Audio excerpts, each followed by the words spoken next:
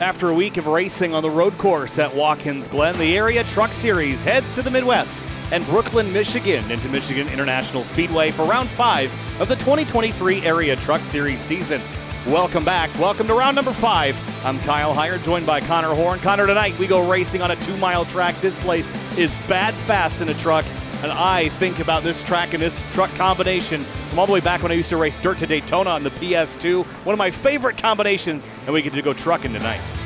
Yeah, especially in a truck, it's one of the more fun combinations. It's exceptionally fast and a lot of handleability. You're going to be a lot of tight-knit racing tonight, and you're going to be able to use 2 or 3 lanes tonight as well. We're going to see a lot of nonstop action at all 90 laps tonight. 90-lap race, that might sound kind of long for a 2-mile racetrack, but it goes by pretty quick, especially when you're under green for a lot of it, like we were last night in the Cup race. Brooklyn, Michigan population, 1,200, more than that here at the Speedway today. Track built back in 1968. It's been home to some crazy finishes over the years, both in NASCAR and the IRL. Track length, 2 miles, 4 corners. Fairly similar in construction, but very different to drive. And of course, the racing career of Chip Ganassi ended here after an accident at Michigan in 1984. We'll head down to the racetrack, but not after we have a look at the season standings coming into the night. James Scioli leads over Tom Bourne in the number 16 truck, but Travis Beckner, Senesac, and Garrett Grant, 3, 4, 5, Connor.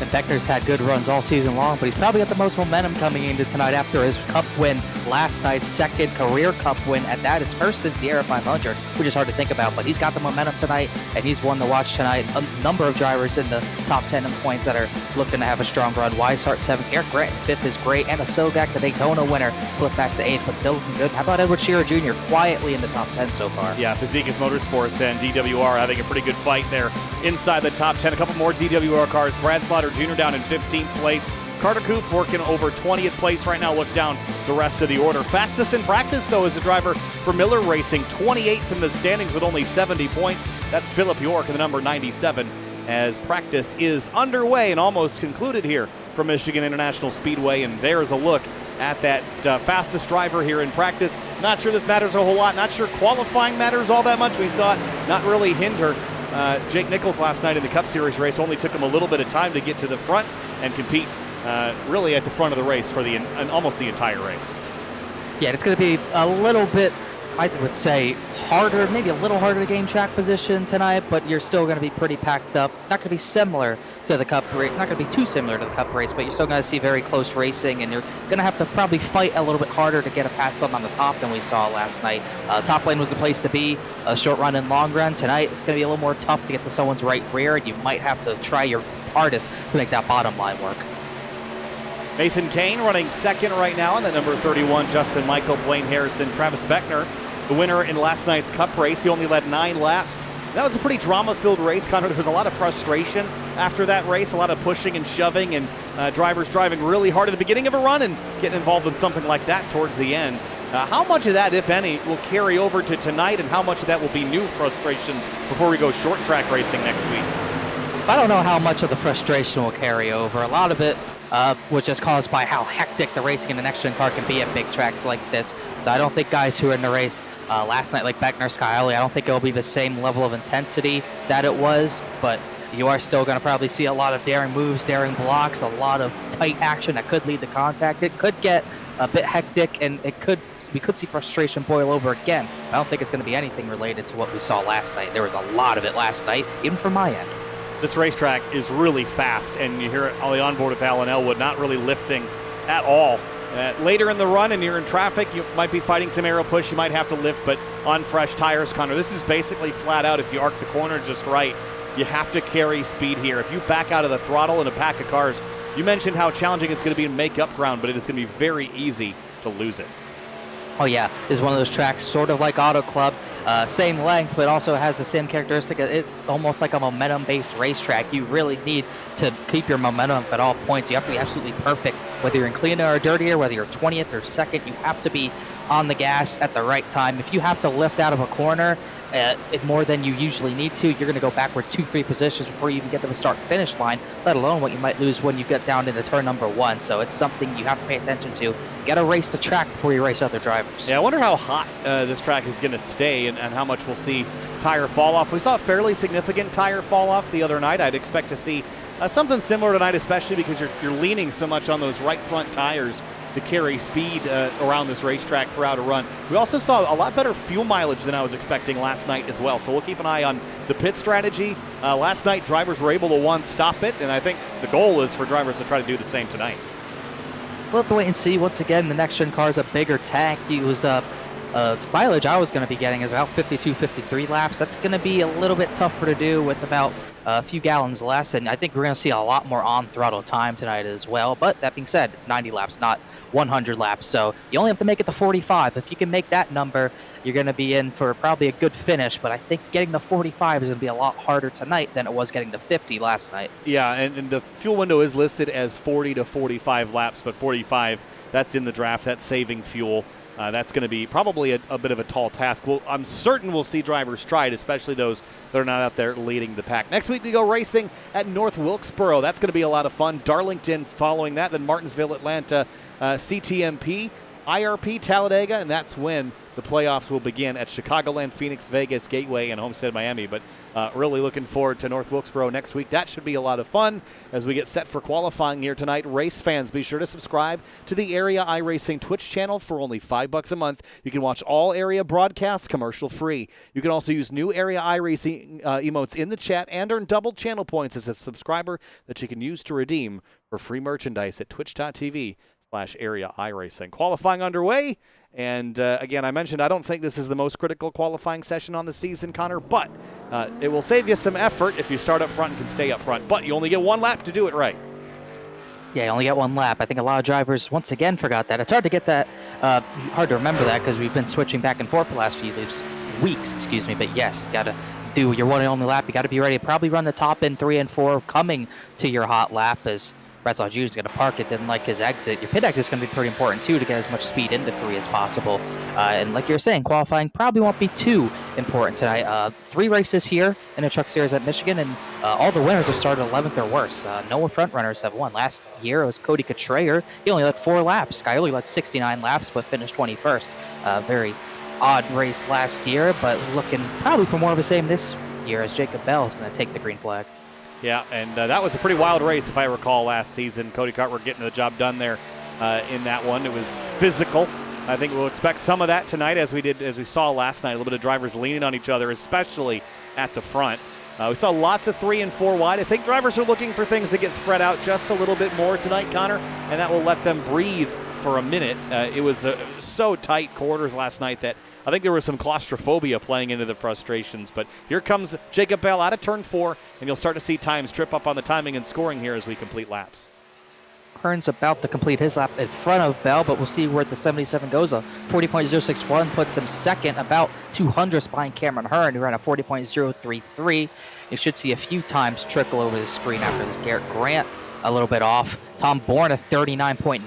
I think the only time, one of 3 times in the 39-second bracket. Michael Curran took pole by a ways with a 39.916 as Elwood crosses the line. Yeah, by 74 thousandths of a second, but when you compare that to the 8 thousandths that Bourne has over Munsell for third, that's very, very close. Here's Carter Hayden in the 99. Rolling through turns 3 and 4. Nice looking livery on this 99 truck. There's also some other liveries we should take note of. How about that of Eric Wineland? He's got SimTV logos on the side of the truck. If you want to guarantee yourself airtime, there's a pretty good way to do it. Learning from Case Licata's book. Yes. So, for him. He's got logos on the car, on the truck. That's more important. He's at least got logos on a truck. And he's going to put them up at the front for now. Puts him 5th. He was 4th, but David Weishart crosses the line to go 2nd on the board. So that'll put Wineland on the edge of the top 5. And Scioli starting a lap here, so we'll see how he lands. Points leader. Carter Koop starts his lap. Braden Goddard starts his. Goddard needing a little bit better luck. He's been in the mix here and there, but for the most part, he has not had great luck. 36th in the points, looking for something to go his way. That's not going to help too much as he gets really squirrely out of 2. Turn 2 is a big trouble spot here. The banking kind of juts out and it gets flat in a hurry, so you got to be ready for that. Travis Beckner goes 7th quick. Goddard was really loose out of 2, but he kept his foot in it. You see, walking up the hill here in 3 and 4, and he's going to lose this lap if he turns it around, but either way, it's going to be a slow one for Goddard. it was his hot lap. Not anything you can do about it. Just got to go with the motions, and that'll put him at the very back as we see more times going up quickly. No one's been able to knock off the 24 of Kurhan. He had a good run last night, looking to build on that, maybe get a pole here as Mason Kane goes down into the bottom of 3 and 4. One thing I was surprised about, I usually wouldn't want to run below that seam. It's usually a rule of thumb, and I think Jake Nichols even mentioned it in his interview last night, that below that bottom seam at any part of the track, it's not really where you want to be. It's a little bit more flat. You get a little bit too loose to make that work. But saying that, Mason Kane makes it work. He does get a solid hot lap out of it. He goes 5th. Christine Thompson up onto the back straightaway in the number 5 Thompson Pipe Group Toyota Tundra TRD, and enters turn number 3 at about 183 miles an hour, about 10 to 12 miles an hour off the pace of the Cup cars, but the draft will eliminate some of that. By the way, the 7 of Scioli went 9th quick. Wineland now down to 10th. Bronson Stafford went 3rd quick. Where does Thompson land on his first and only lap? And it will put him 40.198. That's going to put him down 28th. Towards the bottom, P28. I think he would have liked a little better than that. Yeah, not much speed there, but should be no go-go homers. 42 drivers set to potentially take the green flag, so just barely below the cusp of needing go-go homers. Everyone makes the race tonight as Aiden Robertson is going to come out of turn 2. Another mini slide there for him, going down the back straightaway. Not too far up the timing sheet in practice. We'll see if he can do a little bit better in Q. Enters turn 3 right against that yellow line, right on the bottom of the road. Michael Kurhan waiting to get that provisional pole, and you see him sitting there with the smile on his face. He knows it's going well for him. Only a couple competitive trucks left to go. Roberson at a 41.15, good enough for 25th. AJ Roderick, Anna Sogak, Ryan Olsen are on track, but I'd say Roderick and Anna Sogak are really the last drivers I'd think would be really threatening to Kurhan at this current point, but only a couple trucks left to go, and Roderick not a great lap either. That'll put him 27th. I wonder if a cloud was on track early. It didn't really look like it, but it seems like everyone who's going out late just does not have the same pace. Dustin Scruggs and Paul Urban are crossing the line to start their lap. Edward Shear Jr. is actually completing his lap now. Another time in the 40.1 bracket. That puts him down in 34th. Ryan Olsen picks up the 14th, and Justin Sogak coming across the line now. And it's a solid lap, but just off the pole by 4/1000ths of a second. Yeah, see, Michael Kurhan still clinging to provisional pole with just Irvin and Scruggs left to go.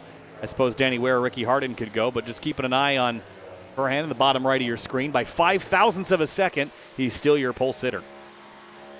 He's pretty confident, too. I don't blame him. That was a blazing lap he put down. Scruggs is going to cross the line, a 40.039.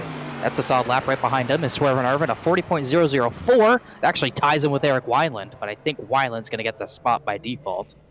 And Ricky Harden sitting on the exit of pit lane. Wonder if he is deciding to go or not. Got time to do it. See if he rolls. He'd be the last driver to go. Carter Hayden has already gone. Danny Ware would be the only other driver that has not yet put a time in, but he's not even sitting on the racetrack. Do have 3 minutes, so you don't have to go yet. They could probably wait until 2 minutes to go, and you'll probably still be able to get a time down, but I think the track in sim time is about 1 p.m., so it's only going to get hotter at this point. You don't really want to wait, but it looks like Ricky is willing to do that. Well, truck's in gear, and he is beginning to roll off of pit lane in the number 15. And Danny Ware is rolling in the 49. He's already on the racetrack. He snuck onto the racetrack somehow, but a Sibrac Market truck, Silverado looking fly. We'll see what he does. I haven't really seen what people have been doing to get a run out of the corner to start their hot lap. He elects to go to the very top, maybe a half groove off, turns it down a little bit. Don't want to lift up there. If you have to lift on your out lap, you're definitely going to lose too much momentum. Probably cut it down right here. And you mentioned rolling off a pit lane, how critical that is. Really, your qualifying starts the second you put the truck in gear. Yeah, exactly. It's almost kind of like Daytona and Talladega, where you have to be you don't have to be perfect on your exit there, but you want to keep as much momentum possible into turn number 3 coming out of pit road just to get everything out of the truck or car possible. So very, very important, especially at a track like Michigan where that banking, there's not much of it on the apron. 20.047, roughly the halfway mark here. So looking at a roughly 40-second lap. Let's see how he does out of turn number 4. Danny Ware, the penultimate driver to go and try to set a time here for Area Truck Series Round 5 from Michigan, and it's going to be a 40.025. That should slot him in about 15th place. It's indeed. He's a 10th off the pole, Kyle. He's 15th place. I mean, imagine that. These big tracks where you're full throttle all the time, it really just comes down to lane choice and line and how much you unwind the wheel or how much wheel you put in it. Here's Ricky Harden starting his flying lap now. He will be the last one to go here. And just really at this point, I think so much of this is just drag. How much drag are you creating? How much friction are you putting into the steering system by adding angle? The less you turn the wheel, the less rolling resistance you're going to have. You just have to make sure that you're not understeering up into the outside wall. Harden, though, right against that bottom groove. We saw drivers running a seam higher last night. Some more horsepower to compensate, though. And Harden across the line of the 15 truck. Will Michael Curhan go to pole? Yes, he does. 15th. Another driver slots in 15th. 40.018, and that is qualifying done. And that will mean that Michael Curhan will sit on the pole for race number 5 of the season. And calm, cool, and collected he is. We get set to go racing here in just a couple of minutes' time. So qualifying complete here from the Michigan International Speedway. Before we get rolling here, of course, we do have our Roasted Gems Coffee starting lineup to bring you here in just a moment's time. Race fans, start your engines with a fresh cup of Roasted Gems Coffee. Choose from some of the finest coffee beans from Colombia and Peru, or try the blended flavors of French vanilla and hazelnut. Use discount code AREA iRacing for 10% off your order at checkout at roastedgems.com. Oh boy, 90 laps. It's all going to start double wide heading into turn number 1. And Connor, how much does it matter to have your teammates around you? When we compare this to a super speedway race like Daytona or Talladega, it pays to have friends. Is that the case tonight, or is it every man for himself? I think tonight it's every man for himself with the way the trucks race. You're going to be packed up, but I don't think team games are going to be something you're going to be thinking about tonight. Definitely not on Thursday night, but we saw a lot of it last night. There was a lot of frustration that Jake Nichols, I think, had with Ricky Springer. And that was really because of how strong the draft was and how important it was to give dirty air to someone, block someone's lines, almost like 550 racing with the 2019 Cup package. But shouldn't see that tonight. I think we're going to see a lot more racing at the front instead of team games. It's going to be very, very important to get track position over other teams for sure. But I don't think you're going to see any games played. Well, warm-up here is complete, and that means that we can go through our Roasted Gems Coffee starting lineup here in just a second. As soon as cars, or I should say trucks, start to grid for our 90-lap event here from Michigan International Speedway. Again, thanks for joining us tonight here on SimTV. Live timing and scoring is available, simtvbroadcasting.com. If you'd like to go there and get live timing updates, you can go to simtvbroadcasting.com and click the hamburger icon, go to timing. You can have it all live, updated every 3 seconds. Here we go, starting lineup for tonight's event. Let's kick things off. Row number 1, it's going to be the 24 truck of Michael Curhan in the Ford F-150. Justin Anasogak starts in second in the 88 truck. I believe he's a 20th different pole winner in truck history and area, so good for him. Justin Michael, a good qualifying run for him, starting third. 4th place, another driver who needed a good qualifying run and a good run in general, Bronson Stafford. And row number 3, it's David Weishart in the number 29 truck. We'll have an onboard camera with him. Mason Kane starts 6th in the number 31. Tom Borney was the points leader earlier in the season. He starts 7th, and in 8th place, another driver. A lot of good qualifying runs for some drivers who needed it tonight. That's Ted Wade. Justin Munsell starts 9th in the number 6. James Scioli, points leader, rolls off on the outside of row 5. A SimTV sponsored Eric Wineland finally logos on the truck. He starts 11th, and he tied on time with Paul Irvin, but Wineland gets the spot. 13th place, row 7, last night's winner of the Cup Series, Travis Beckner. He is a playoff competitor there. Alongside him, Brad Slaughter Jr. in the number 8 starts 14th. The truck champion in 14th, and another onboard program we'll have is with Ricky Harden in the 15 truck. Alongside him, another Simrap Market truck, that's Danny Ware. In 17th place, it's Bryce Senesac in the familiar black and green butt kicker 09 Chevrolet. Cameron Hearn starts 18th in his Ford F-150. Just about rounding out the top half of the field, Dustin Scruggs in the 22 is going to start right alongside this blue 75 truck of Ryan Olson. In 21st place, it's Dylan Lee. In the number 25, Philip York, quick in practice, starts 22nd for the race. And the next row, I believe row number 12, is Shane Thieren and Jacob Bell. Apparently Thieren is always on a controller, which me and Finian were flabbergasted by last week. Impressive. I've done that, been there. Not on the oval side, but Still an impressive drive nonetheless. Ryan Swan starts 25th in the number 1 truck. Alan Elwood in the familiar number 10 starts 26th. Greg Mitchell had good runs on the road courses last week. We'll see if he can build on that. He starts back in 27th alongside the 54 Matco Tools truck of Bobby Tinch. In 29th place, it's Chris Rabel in the number 33. Gary Waterworth starts 12th in the number 30. Or sorry, starts 30th in the number 12. Read that wrong. Dyslexia hurts. It's all good. Edward Shearer Jr., he's top 10 in the points, but starts back in 31st. He also, another driver who tied on time, he tied with Blaine Harrison in 32nd. 33rd place, Aiden Roberson in the number 53. Hank Caston rolls off 34th in the number 36. AJ Roderick in the 56. Silverado rolls off 35th. Alongside him, the 52 of Carter Coop. And in 37th, it's Joseph R. Jones in the number 93 Ford F-150. Dean Thompson, 38th in the number 5. Devin Schillingberg in the red number 9, starting 39th place. Alongside him was going to be the 42 Fazekas Motorsports truck of Garrett Grant. In 41st place, it's the number 38 Silverado of Braden Goddard. Carter Hayden starts 42nd. That wraps up your field here for tonight's event. And with the way that the field is gridded, this is a very messy pace lap here, Connor. And we're getting started in a quarter of a lap, and the field is definitely not caught up. I wonder if they're going to add a lap here to get the field caught up.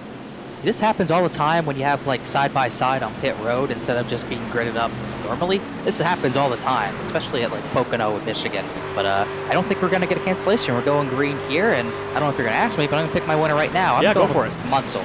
All right. Justin Munsel's my pick. It's a good pick. I'm going to roll with Tom Bourne in the 16. I think he gets it done. We're going racing from Michigan. The field's got up, and we're going green.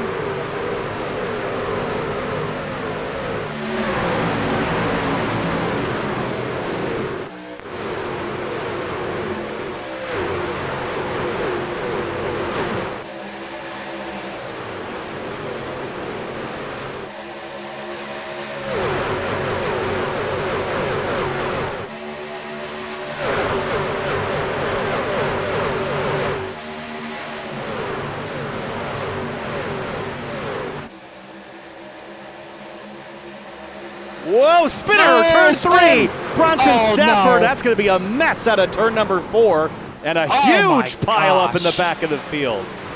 Oh my goodness. Stafford's destroyed. Jacob Bell, Carter Coop, I think Scioli had damage. Oh my goodness. That was, almost looked like there was fluid on the track. Everyone got so loose. I thought it was Justin Michael, and then Stafford broke sideways. That was wild. Well, not a good start to the night. Certainly is. Trucks go spinning on lap number 1. Here is a look at how it started. Watch the 61. He's the first one I saw sideways here, Connor, so let's see if there was more to it. See the 87 sideways up ahead. Oh, there was contact. And the 16 to Tom Bourne, and then... Oh, there goes my pick. Yeah. Munsko spun. Oh, man. Philip York, Elwood, Mitchell, Roberson, Waterworth. Lap 1, it's easier to tell who wasn't in this. Yeah. Who was that? Could not tell what truck that was who got into him. That was the 16 of Bourne. The FRN truck here on the inside the Tundra, and right here the 61 has kind of slows up a little bit. The 16 drifts right there, tags him in the left rear quarter panel, and then he goes around, and then the 7 of Scioli gets into Munsell, and he goes right across the nose of the 21 of Eric Wineland. That was an incredible drive there, and then the 10 of Elwood's in it, and then everyone on back just piled in there with not much to see. Yeah. I think the 12 is probably going to have the best look at this. That was Gary Waterworth. And not much that drivers could do at this point. You're packed in, you don't have any visibility, you just see this. Yeah, there was a lot of crashing at the back in regards, just trying to check up. You see smoke, you try to check up, some drivers won't see it.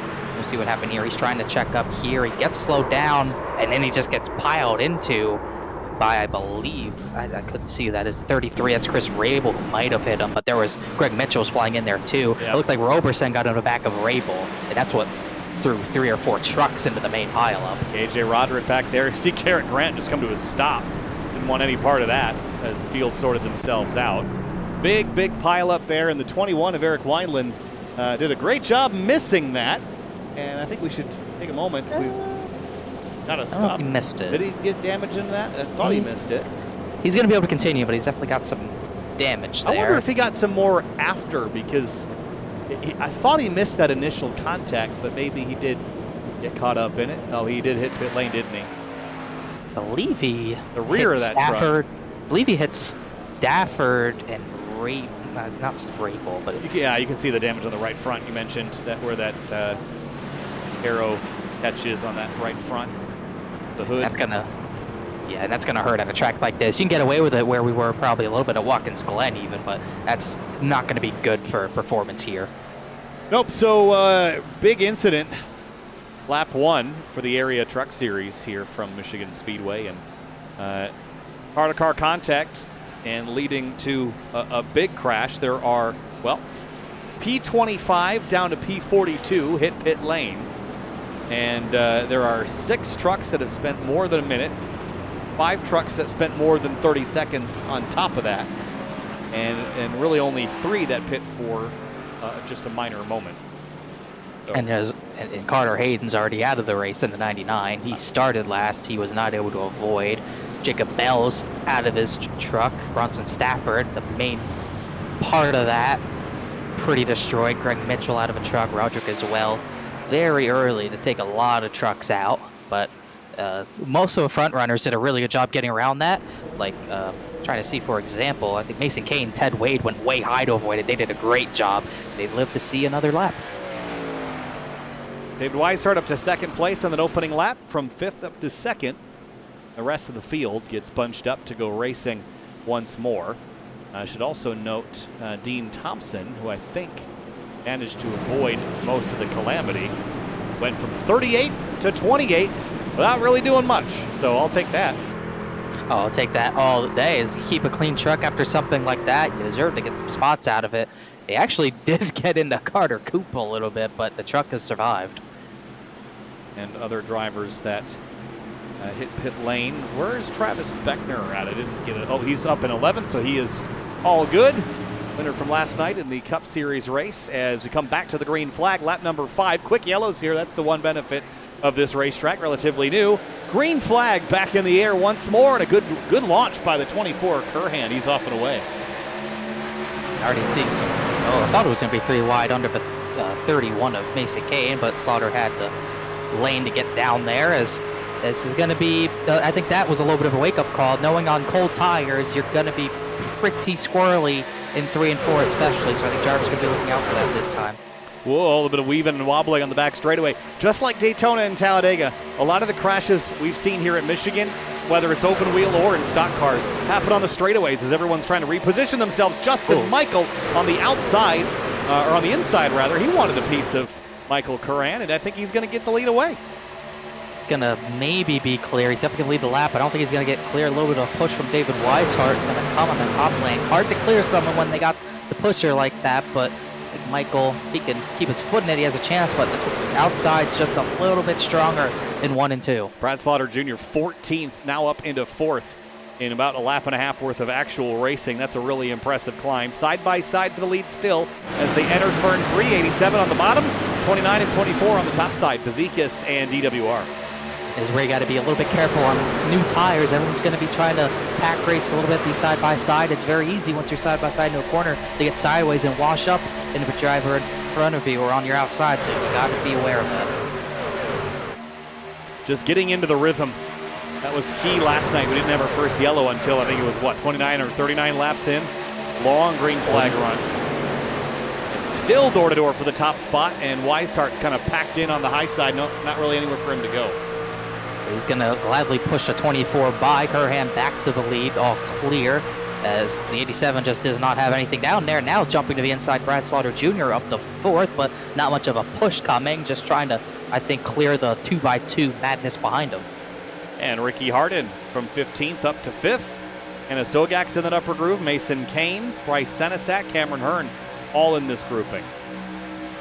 And I think once we get to about 10 to 20, maybe even 30 laps to go, you'll see drivers try to duck to the bottom to go 3 wide. But I think a lot of drivers right now being very cautious, especially after the big one, just trying to stay in line and work together a little bit. And just, I think they know there's a long way to go. No reason to be trying that stuff right now. I really enjoy watching drivers in VR or on triple screens looking left and looking right.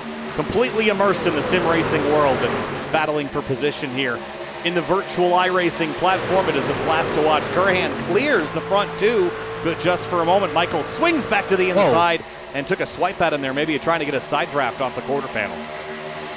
It almost looked like Kurhan took a swipe at him a little bit, trying to block the bottom, but wasn't clear, so he'll just stick to the top line. Once again, it's going to be hard for that 87 to do much of anything without a push down to straightaways. He can maintain, but he's not going to do anything more than get side by side with the 24, and he might even have to give up this spot the YSR complete. With a side by side and jostling in the background. 54 of Bobby Tinch is slipping in there. Look at the Mason Kane truck way up the hill in turn 3. He's trying to find his own zip code to race in. Nobody home here. That was a big move. Yeah, I think Senasak and Lana Sogak came together, and he just had to take some evasive action. He's not trying to run up there, but he has been up there a lot. Here comes Ted Wade 3 wide. This is the first big move that we've really seen, and he's not going to do much. Doesn't have much momentum down there because of how flat that bottom is under the seam, and just going to lose positions rather than gain any by doing that. Trucks in the wall in the backstretch. Oh no, they're still bouncing off each other. So that is 93. Schillingberg, and he's Joseph around. Jones. Oh, the 42 of Garrett Grant is in it as well. And are they still crashing into turn 3? He's trying to go through the grass, Grant is, but I don't think anyone else was involved in that. But that was weird. Down the back straightaway, I think cars bounced off the wall. And Devin Schillingberg and Garrett Grant have gotten the worst of that. Yeah, I think it started with the 9. I thought right there. Yep, gets in the wall here, and then just gets kind of run into from the 36 of Caston. Wow. Yeah, I need to see another angle of that, but it definitely looked like Hank Caston just kind of barreled in there, for lack of a better term. We'll see off of turn 2, right behind Bobby Tinch. On board now at 36. He did lift, it just wasn't really enough. Yes, definitely wasn't enough. Garrett Grant, that's the hit that blew the engine in the 42. Oh, did it really? Yes, oh, it man, did. he did a great job saving it, too. That's a total shame. On board with the 42. Joseph Jones did a great job, too, but we'll see what Garrett Grant sees. He sees some smoke there, but knows everything's good here. But he still doesn't see what's happening until here, and he tries to go low, and there's just nowhere to go. Man. All right, I wonder if it was that transition back to the grass. I didn't hear it pop on the initial contact, but that is a shame. And then you mentioned the 93, I think. Got a little piece of it. I have some takers on pit road. Cameron Hearn in 9th pits and brings a lot, so have to look at that. A lot of drivers going to come down. A lot of them already having damage, but some trying some strategy here to maybe potentially make it a 1-stop instead of 2. But with these yellows, I think front runners might be in a good spot to do that anyways. Yeah, I mean, I don't know. At a yellow, I think you're in pretty good shape regardless. So I don't know. Maybe they think tires will be worth something, maybe? We haven't really done that much green flag racing, Connor. I'm not sure that I would give up my track position for that. Especially after the incidents we've had. Kurhan's tire, he was still within 2/10 of his first lap time. And with the draft, it's not going to make that much of a difference. So, yeah, I would think it would only be a fuel play for the guys pitting right now, but there's no reason not to take that set of tires at this point. If you're going to take fuel to try to make it on one less stop, you might as well take tires to have a little bit of a grip advantage. Hearn leads them all off of pit road. Majority, well, I'd say it was a little bit of half and half on pitters and non-pitters. Watching the Area Truck Series from Michigan, round 5 of 17. Seen a couple replays tonight. Sponsored by SimWrap Market. Race fans, be sure to visit simwrapmarket.com for custom iRacing paint scheme templates that are simple to use and help you stay more focused on the racetrack. simwrapmarket.com. Well, 12 laps into a 90-lap event, and they're ticking away regardless of being a little slow right now, but I have a feeling we're going to get a long green flag run in here. It's just a matter of time. The field was beginning to spread out just a little bit, Connor, and when they spread out, that gives you plenty of room. It's not like you're going to get caught in a tight scenario here if you're by yourself. This racetrack's very wide and very fast. The challenge is on these starts and restarts.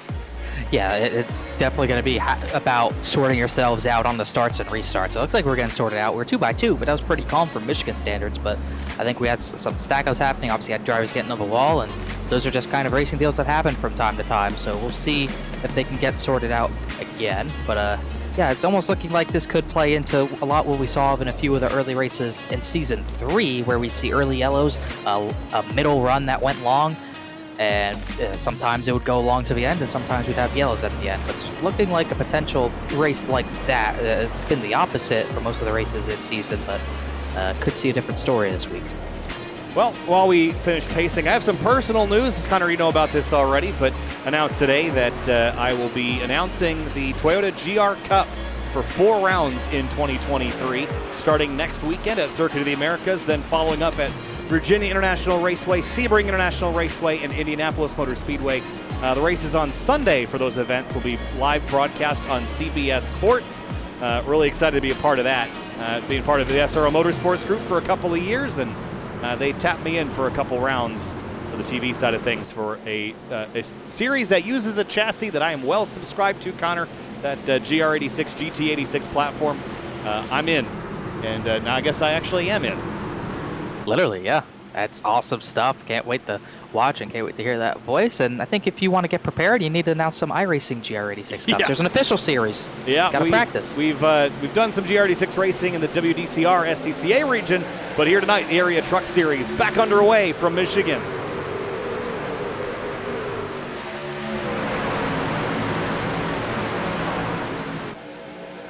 Travis Beckner on the outside. There he's got Mason Kane in the mix. They're 3 wide behind them. That's the 54 a Tinch.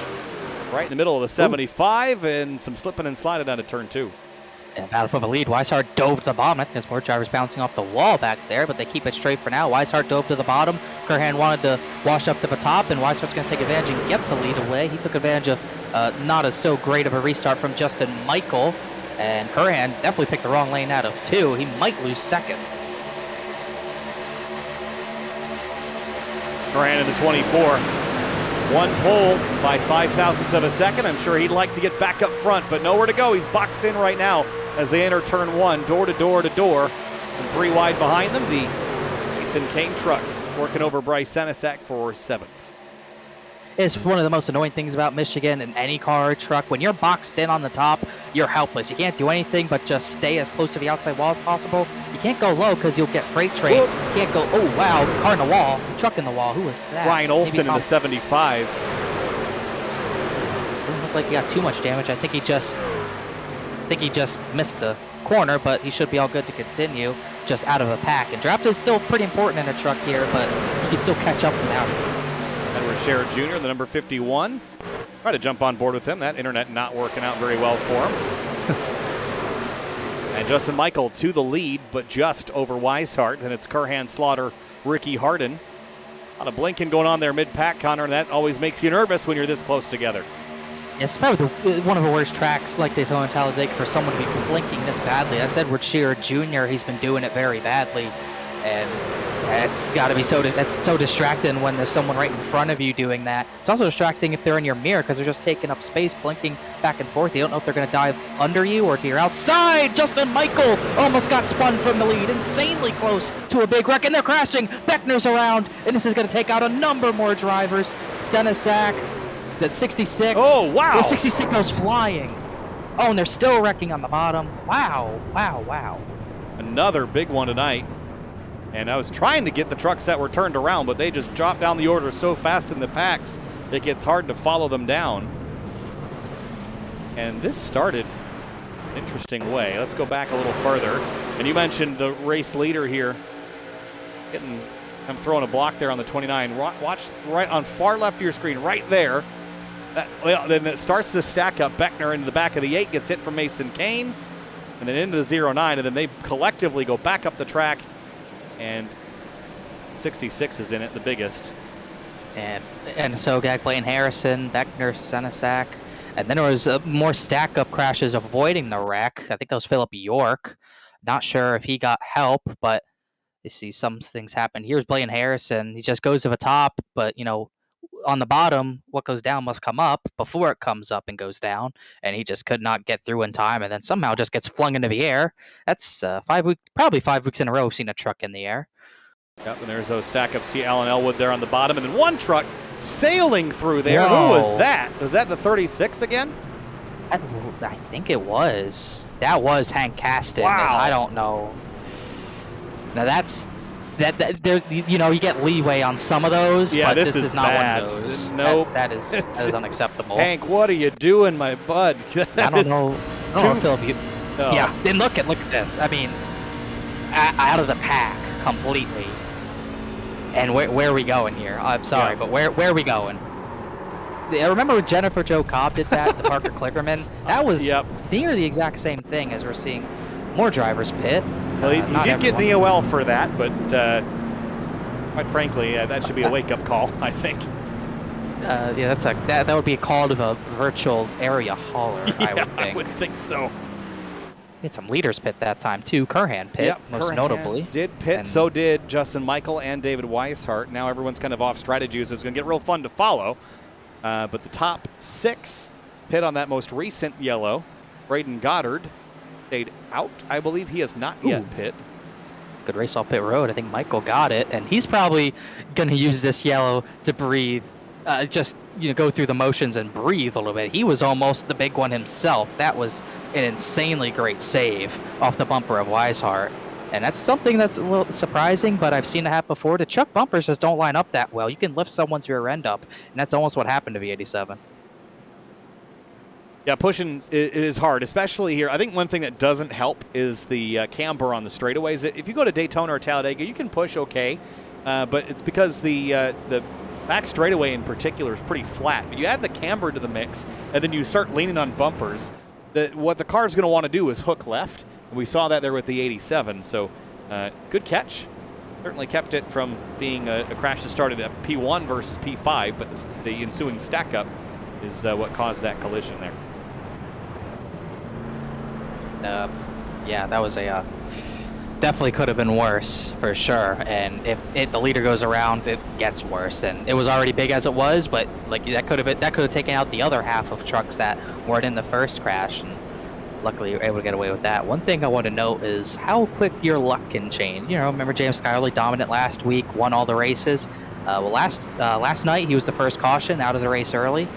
Tonight he was. We got a delayed green here for I think a car stopped, so we'll go again. But Skylerly won off the race last week, and this week he has not made it even close to the end of these races without getting damaged. In fact, he didn't get 4 turns without getting damaged. So that's definitely how quickly it can switch up. Although he is second after not pitting. Well, sometimes if you don't have any luck, I guess what's the saying about bad luck? If you didn't have bad luck, you'd have no luck at all. None at all. Yep. And one of those drivers earlier this year was Cameron Hearn. He just got so unlucky so many times. I think back, was it Charlotte? Just every single yellow he was in, his fault or not. And right now he leads the way. And it's not like he doesn't have the speed. We know he has speed pretty much anywhere, whatever series, whatever track. He's there contending, and most of the time, things just don't go his way. We saw it at Charlotte twice in the Truck Series race, and in the Xfinity race, he had a winning race going and got caught up in late incidents. So something's got to change at some point. He had good runs last week at the road course, and trying to finally get it done once and for all.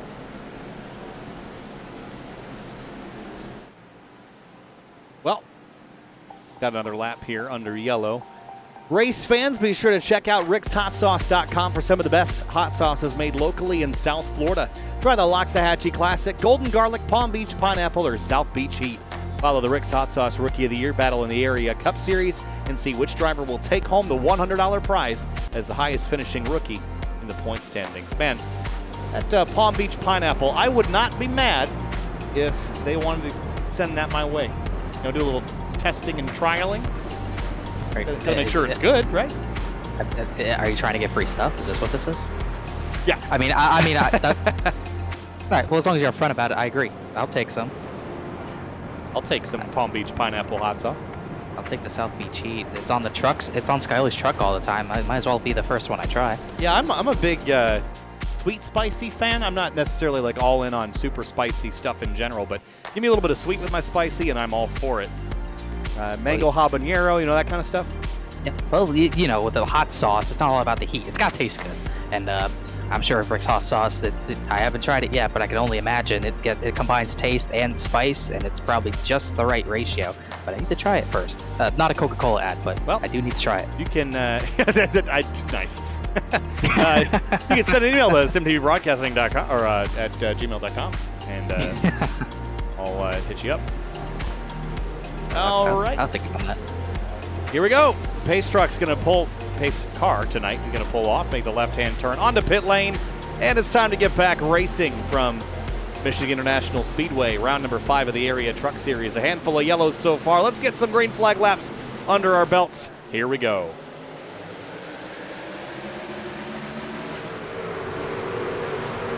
Whoa, oh, we're already crashing. Oh, Braden no. Goddard's flying through the air. And it's another crash before turn 1. Wow. And Michael Curhan's damaged. He's destroyed. The 24 is totaled out of that. Oh, no. And it seems pretty calm, all things considered, but what happened there? 24. Well, no, Goddard was the first one I saw go around in flying. But that was almost like someone had to miss a shift or there was a stack up or something. Let's see here. Oh, it was Goddard. Oh, he missed a shift. And then Weishart got into the back of him and tripped him up into Curhan. Sent him over the top of a couple of trucks. It was actually a relatively small crash, just a 38, 24, and Therian spun. Weishart hit him, but yeah, Weishart just couldn't get away from the bumper in time, and Curhan, literally nothing he could do. Man, Alan Elwood had quite the show on Ted board Wade, with the some damage. number 10. This will be a heck of a view.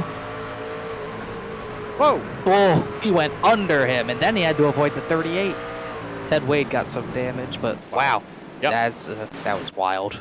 Well, with another yellow immediately after the previous, we're going to step away and jump to break for a couple of minutes. We'll be right back after this.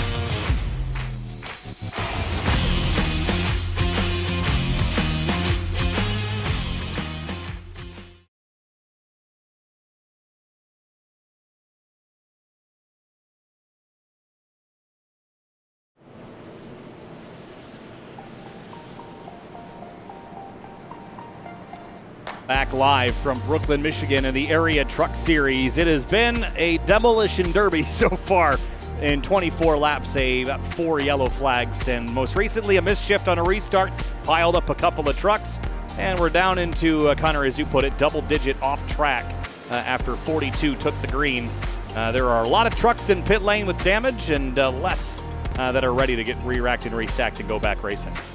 Yeah, Michigan not usually one of those tracks that you see the attrition rate rise, but we've seen it already in the first third of this one already. Around, if not over, 10 trucks out of this race. Carter Hayden, Jacob Bell, Bronson Stafford, Greg Mitchell among those, including Michael Curhan, who led the, won the pole, led the first portion of this one. He made one pit stop at the wrong time and was in the wrong place at the wrong time. He'll probably be out of this race, which is just a complete shame. And we'll see if we can get cleaner stuff. Once again, coming to green here, we have varying strategies. Cameron Hearn stayed out on the yellow before. Justin Michael just recently pit on the other yellow, and he's one of those drivers who did avoid that last crash. So some differing tires and some different fuel strategies here. Well, the trucks that are definitely out is grayed out on my timing screen. Carter Hayden, Jacob Bell, Greg Mitchell, AJ Roderick. And then Travis Beckner's likely done for the night. So is Blaine Harrison, Bronson Stafford, and Braden Goddard. You can add Curhan to that list. And there's a few other trucks that are probably borderline to continue, but we'll probably get back out there and try to salvage what they can. Field rolls out at turn number 4. Let's try this again, working lap number 26 of 90. As we roll back to the green flag once more, Cameron Hearn is your race leader. And it's James Scioli, the points leader. Danny Ware, Ryan Swan, Justin Munsell. The rest of your top 5 are back underway from Michigan. They almost did it they're again. stacking up again, as you mentioned. Mason Kane, that was a 36 at Caston, but they got away with it. Started with Joseph Jones. I don't think he caused it, but a lot of people were trying to time that. I think Dylan Lee got in the back of him and started to stack up, but we survived this time. Ooh, I don't say that too soon. Yeah, Rabel was very sideways through turn 2. He's middle 3 wide now. On the inside is Justin Michael. He will tuck in behind and slot ahead of the 8 of Brad Slaughter Jr., who changes lanes as Cameron Hearn's got a challenger in the shape of the 1. 4 wide. Oh, my goodness. Ooh, that's not going to work out well, but they slim it down to 3. They're bouncing off each other out of 4. And what do you do when you're bouncing off one another? You go lower, and that's what Ricky Harden does, so we're going to stay 4 wide here. I think Slaughter's not going to want to be a part of this. He'll back out, just give Michael the position. The aggression level has picked up. Dean Thompson sweeps to the outside in the background, and the front 3 duking it out. Ryan Swan on the inside, Hearn and Scioli on the outside, and you're going to see that momentum pay dividends for Scioli. Look at him out-dragging the 1 into turn 3. Which is very surprising because that front end looks pretty totaled, but it's not affecting him too much. That draft is helping him out a little bit, and he's able to stay with him. I thought he'd drop a little worse, but he's able to maintain for now, but here comes some fresh tires. Out of turn 4, back up onto the front straightaway here to complete lap number 27. Still 3 across for about second place. And Brad Slaughter Jr. tucks back in line. Harden side drafting Edward Scherer Jr. into 51. They're 3 wide with Rabel on the outside. Rabel on the outside, gets tight out of turn 2, especially when the Shearer's still blinking, but he's going to use that to his advantage. He's going to get by Rabel by doing that. Harden stuck on the bottom still. 2 by 2 all the way to the front as Scioli went for the lead, and Hearn's going to have a much better run down the straightaway. You can see when the 7 doesn't have draft in front of him, he just sort of drops.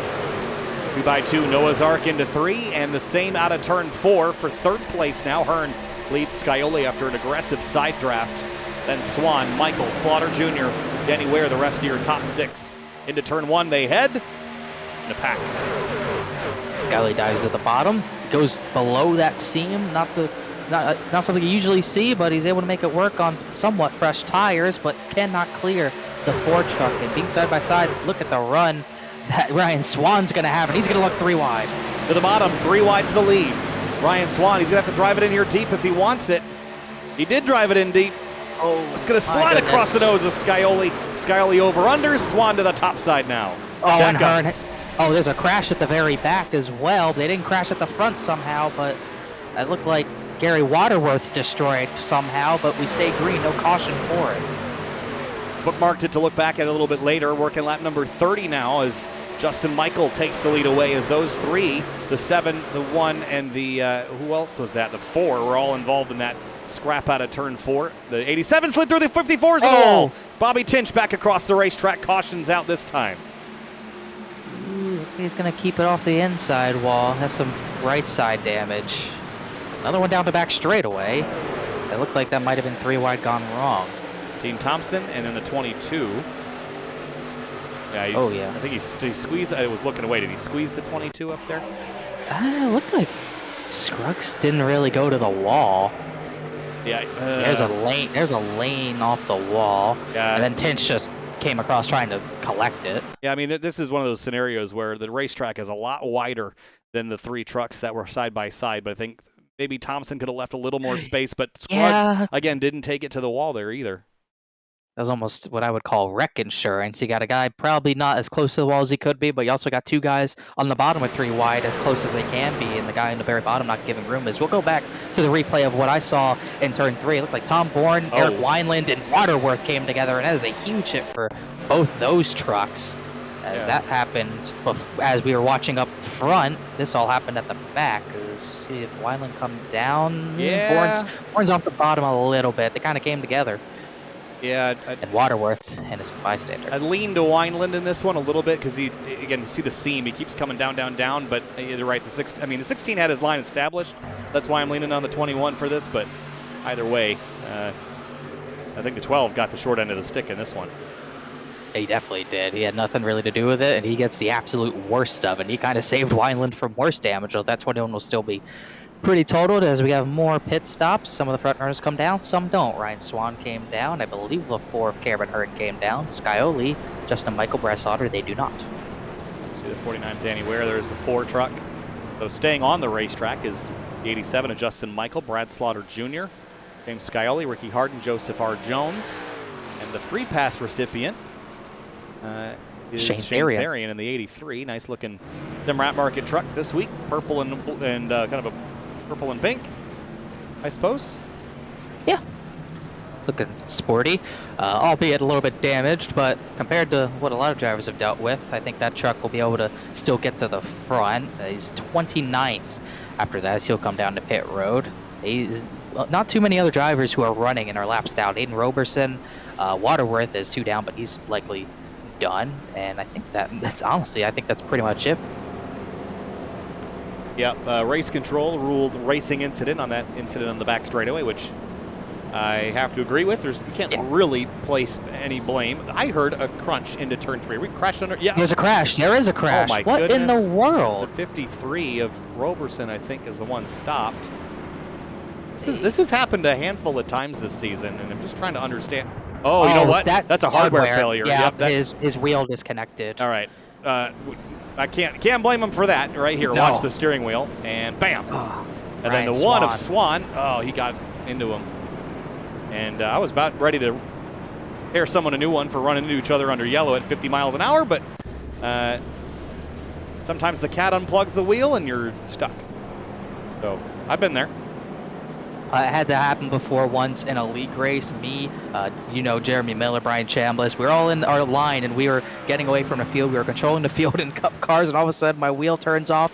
It did the exact same thing Roberson's did, and I crashed pretty much everyone because of a hardware failure, and there's no worse feeling than that. Yeah. At least this wasn't a big crash, but unfortunately a shame for Warren Swan. I've had the old monitor turn off problem before. And that's really frustrating because you lose sight and you can hear yourself crashing into everyone and you can hear everyone mad at you, but you can't see how to fix it.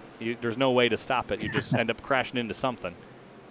So, Actually, looks like Ryan Swan got away with it. The front end doesn't look too bad. I'm almost positive he hit him, but the front end looks clean, so he definitely did hit him. They heard the crunch, but I think you're right. Got away with it. Maybe just hit it at the right angle that it didn't really damage the truck. That HyperX Silverado should continue without issue. Should pray to the netcode gods on that one, I would say. He's able to live another day. 52, or not 52. Roberson will live as well. He'll go to the back. Damaged anyways, but could have been a lot worse. At the very least, it didn't happen under green. Well, under green is happening again shortly. This is lap 34 of 90. Now, how quickly does this race go? If we go green from here to the end, it's 40 minutes worth of racing. But that's if we go green from this moment all the way to the checkered. We have not done that so far. Back underway from Michigan. Justin Michael is your leader. Here we go.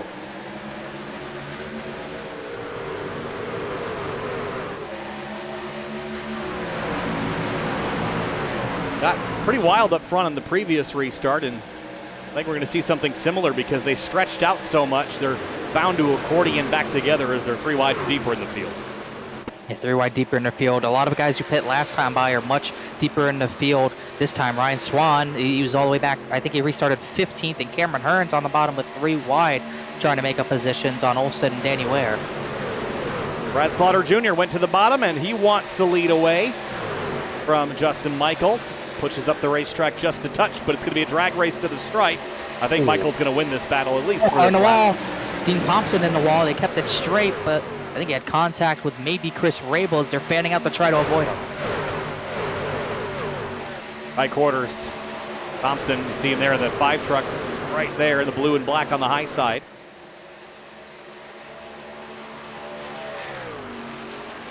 Bill door-to-door for the top spot, and Ricky Harden is now in the mix. He's going to push Michael just barely clear, but Slaughter can send it to the bottom with ease. Gets under Michael as he washes up tight out of turn 4 again, but they keep it straight as Harden will have the run back coming this time to the line. It looked like Ryan Olsen got up the track in 3, but he's able to keep it straight. Lap traffic ahead. Will that play a factor? Crashing again. Rabel around. Dylan Lee. Dean Thompson as well. Danny Ware too. I think that was Dean Thompson again. Let us have a look.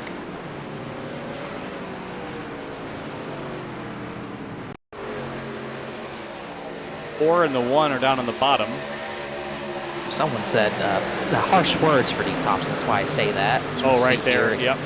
Yeah, back trying to bump draft. It's hard to do in a truck. The bumpers don't line up quite as well. Oh, wow. Ware hit the inside wall, I think, hard.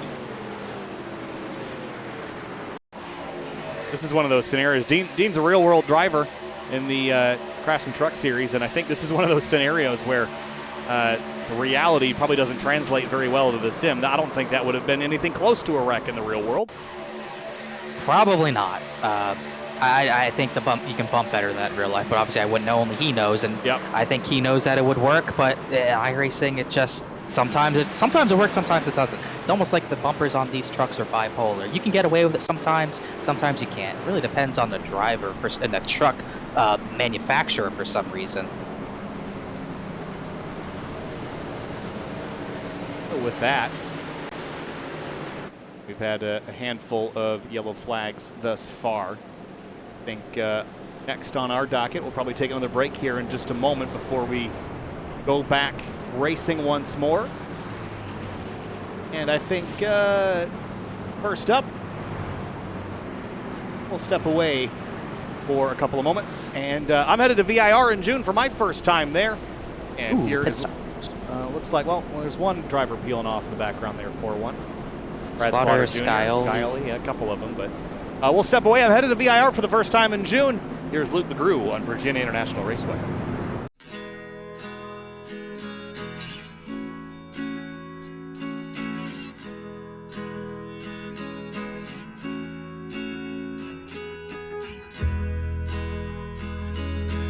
In the heart of Virginia, there's a stretch of pavement that has ingrained itself in American racing history. Built in 1957 with just a bulldozer and a plot of land, Virginia International Raceway has become an icon.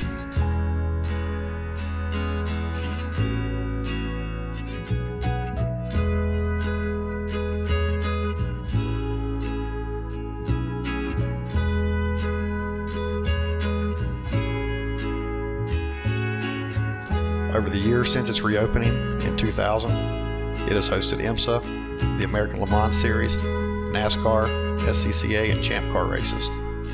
Legends have raced there, including Roger Penske, Mark Donohue, Richard Petty, Hurley Haywood, Dan Gurney, and more. Between turns 11 and 12 stood a defying feature, an old oak tree. This tree stood untouched, shading the south end of the course for decades. For some, Oak Tree became a symbol of VIR and a reminder of how road courses used to be built. They used to be built with the lay of the land, following each contour and moving around obstacles, not through them. Earth may have been moved, but not tarnished. Oak Tree was a lasting memory of when tracks were not just built, they came to be, like the tree. Although Oak Tree no longer stands, nor does Hog Pen turn 17, the corners both still bear the name of what used to exist. And the track stays unchanged the way it was meant to be, with the lay of the land, for the land. Maybe that's why Paul Newman called it heaven on earth.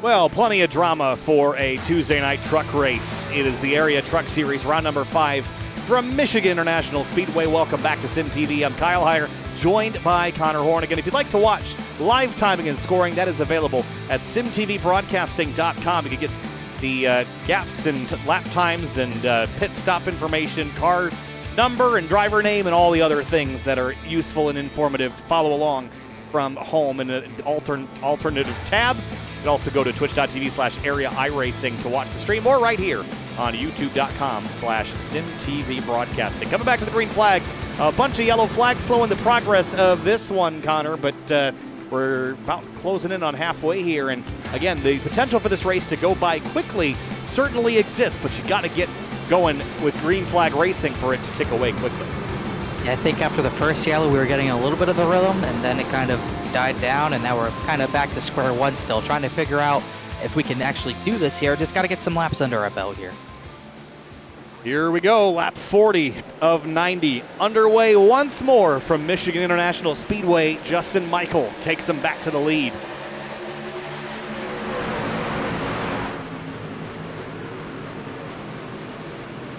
Ioli way down on the bottom into turn one. Under Bobby Tinch trying to go places quick after he just pit.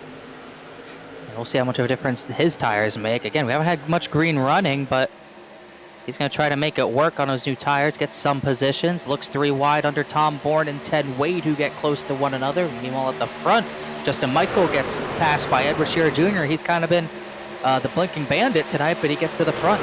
Yeah, that makes me worried. We've seen how much that truck's been blinking in and out. Oh, no. And right there, he gets turned by the 87 right in front of the field. Does everybody miss him? They do, but the caution is right back out. Well, I don't know about on Justin Michael's end, but at least on my personal end, he wasn't blinking there. But even then, that's what can happen. I didn't see him blink either. They kind of came together, but he also is trying to block. That's not something that should be happening on lap 41 of a 90-lap race. Block like that does not need to happen. Yep. Turns left right here. Yeah, and you could argue that Michael should go to the apron, but no, he doesn't. He has the right to hold his line, and the 51 kind of has to honor that and be aware of that. Not a wreck that should happen before halfway, in my opinion, Kyle. Yeah. Again. We were making the comment that last night we had a handful of yellows in the Cup Series race, but most of them were justifiable accidents. Tonight, we've just had a lot of drivers making silly mistakes, and this is one of them. I mean, you're not even remotely close to being clear of them. I don't get really turning left or even just crowding them down there. I mean, the racing line is 3 lanes to the right. You know what I mean? Yeah, it's not even here. I mean, here's a big issue too, but it's really at a turn 4 that's the issue. As Shearer gets to the lead, he's turning left. Look, you'll see here if we get the same shot again, is look how low he is on exit. He sees E7 crossing over. Instead of just giving him the bottom, instead of going to the top, he comes 4 lanes down to try to pinch him down, and he tries to turn him even lower when the 87 is holding his line. I'm sorry, but I commend the Justin Michael for doing that. There's no reason to be doing that on lap 41 of a 90-lap race. And as I think almost the way I'm complaining, my chat should be disabled, just like the driver chat just did. All the drivers. Yes. Wow, interesting. Yeah. I mean, as far as I'm concerned, blocking is a self-policing situation. I'm come from the world, and again, I come from a road racing background, so my opinion on this is different than the oval drivers. My background is you get one move to deviate from the racing line. Once you've done it, that's your block. Now, that's not how oval racing works. In oval racing, my opinion is do whatever you want, but if you throw a block and you get wrecked, you cannot key up the mic and call out somebody for wrecking you. That's just how it is. You block, you pay. Simple as that. At 51 tried to block, protect, whatever you want to call it. It wasn't probably the right move to do, and he tried to block, and unfortunately he paid. He didn't get any damage out of it. Especially thankful there that we didn't have another big-time crash, because he could have turned himself up in front of the field and taken out even more trucks than we already have. So that's the one positive we'll take out of this, but it's not something that really should be happening. The race is, we can't even make it on a tank of fuel from here, I don't think. No. Unless we keep wrecking like that. If that's what Shearer's plan is, then maybe we can, but that's probably not going to work out very well. Yeah, and could the 87 have gone further left and gone onto the apron? Sure, but and that the apron is fair racing surface here, but as far as where the white line is painted, the racetrack's above that. So there can be no expectation of forcing a driver down there. Yes, you can make a pass down there. Yes, you can race down there. But if you force a driver down there, you can fully expect to get yourself hooked around, and that's what happened there. So just drivers kind of standing up for their racing room there. And we're going to re-rack them and restack them and go again. The one saving grace is that these yellows are relatively short, but we're about 2 laps from halfway at the restart. Yeah, 2 laps from halfway. Still got varying strategies. Michael's leading, obviously leading his strategy because he's leading the race. Cameron Hurd and Pitt, I think, a little later. He might be on the same strategy, but he's 5th. Skyly Pitt a little later. He's already up to the 8th position. Tom Bourne, who was part of the first crash, he's got damage, but he's still top 10. So still a lot of strategies. Still fuel numbers swirling around, but with the way it's going, it's not really an issue yet unless we get a green run. No, I think for the vast majority of drivers, there was some that just Pitt, Therian did, and Sogak did, Ted Wade did, but I just think they're going to wait for the first yellow after the halfway point, maybe lap 50, lap 60, and then pit and be done. And that's what I would do because the way we've been going, I'd expect yellows to the end, and track position will be key. You're not going to get a lot of time to race up there unless they clean it up. So this is one of those races, Connor, I want to be up front the whole time. No doubt about that. We got new front runners at the front. Where'd Joseph Jones come from in second? He'll restart on the outside of Justin Michael here, and we'll take the green flag. Michael gets us back going again, but all new players at the front. Someone's Kyle Busch in the background. Who is that approaching the field? Is that Bronson Stafford? I thought he was going to keep his foot in it and sail around the outside like the, was it 2012 Budweiser shootout? He was too far back to do that. He's just came back on the track 40 laps down, so no reason to do that as the battle for the front intensifies again. Michael went to the top like Kerr handed earlier, and Ricky Hard takes advantage, goes to the bottom. He has help from the 93. Yeah, he's going to go to the lead. Meanwhile, in the background, a couple of drivers trading spots. Here's David Weishart to the bottom of a 3-wide scenario for a moment. Mason Kane and Justin Munsell as the front group is side by side, 2x2. Noah's Ark to the front straight. Harden clear for the lead. Michael's going to make the aggressive move. He'll go high, stays too wide. Harden still trying to make sure the 93 doesn't dive under him. They go too wide for the lead. 93 drops back. Hard to do that. Again, under that seam, not the preferred line. Harden really shut the door on Justin Michael. And Alan Elwood in the middle of this, where did he come from? He was wrecked and underneath a flying truck 15, 20 laps ago, and here he is focusing forward, trying to move his way inside the top 5. I don't know what happened there, but Harden just completely missed the bottom. I think the 87 got under him, and he wasn't ready for it, and it shot him up the track, but he keeps it clean. But yeah, great job by Elwood to get back through the field up into the top 5 as here comes Ryan Swan for the lead, another driver. Where'd he come from? Scioli inching left as we're on board now with Cameron Hurd, who's got a big head of steam. He's going to shoot the middle here. Scruggs on the outside, Joseph R. Jones on the inside. Now down the back straightaway, the high side carrying good speed. And they're side by side for the top spot. Ryan Swan clears the 87, but just. Look at Skyly just diving to the bottom, making sure he uses those newer tires as much as he can. And just look at the grip he has. Even on the bottom, he still gets a good run out of the corner. His only hindrance right now is that damage, but he's still making it work very well. As Swan, this is the furthest out in front we've seen a leader get. He's trying to work the lanes, and the 87's not going to have anything of it. Split. Watch the 8 truck is Slaughter Jr. Working the high lane here. He carries some good momentum. The 7 turns down on corner exit. Isn't able to carry as much speed as that up outer groove, and you see him lose some spots. Scioli does. To the 4 and now the 29 of Weishart, who's back in the mix. And we're seeing a much smaller pack this time. Almost contact. Swan slid up in head of the 87. Justin Michael's not getting a lot of respect right now, and he has to lift and give way to Brad Slaughter Jr. as Scioli looked like he lost a lot of time in turn 3 that time by. I wonder if he's overheating and had to lift early because of that. Maybe past halfway. Working our way towards 50 laps to go. The high side condensing. Scruggs got nowhere to go here as they come out of turn 2. Ooh, nowhere to go. Just got to find clean track, and he's able to do that on the very top line as Cameron Hurd gets left in the dust on the very bottom with no help. As we're starting to see a lot more single file and a lot less trucks in the mix. It's really only about 19, 20 trucks that are really in the mix for anything right now after all the crashes we've had. Swan goes to the bottom. Him and Brad Slaughter Jr. getting testy here. Yeah, and as you mentioned, with the majority of trucks that are out, those are the drivers that were either unfortunately caught up in someone else's business, or they were the ones that caused it. So that cleans things up a little bit and makes the chances of going green to the end a lot higher, but they're still racing really hard up front here for this top spot. Slaughter Jr. crosses over the one again, elevator move top to bottom in turn 2.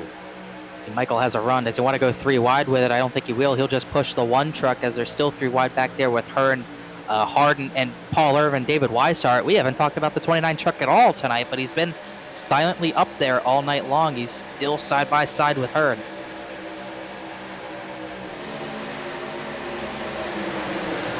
Ricky Harden right behind the Fazekas truck, the number 4 of Cameron Hearn.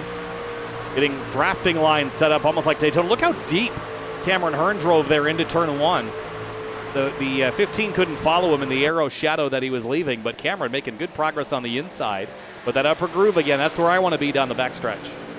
And you could see the difference it's making, almost 4 or 5 miles an hour difference compared to the Ford truck. But because of that, you stack up into the corner, and what that does is allow Cameron Hearn, because he has no one in front of him, he's able to drive in harder, make up a lot of time doing that. We saw that last night. We're seeing it again tonight.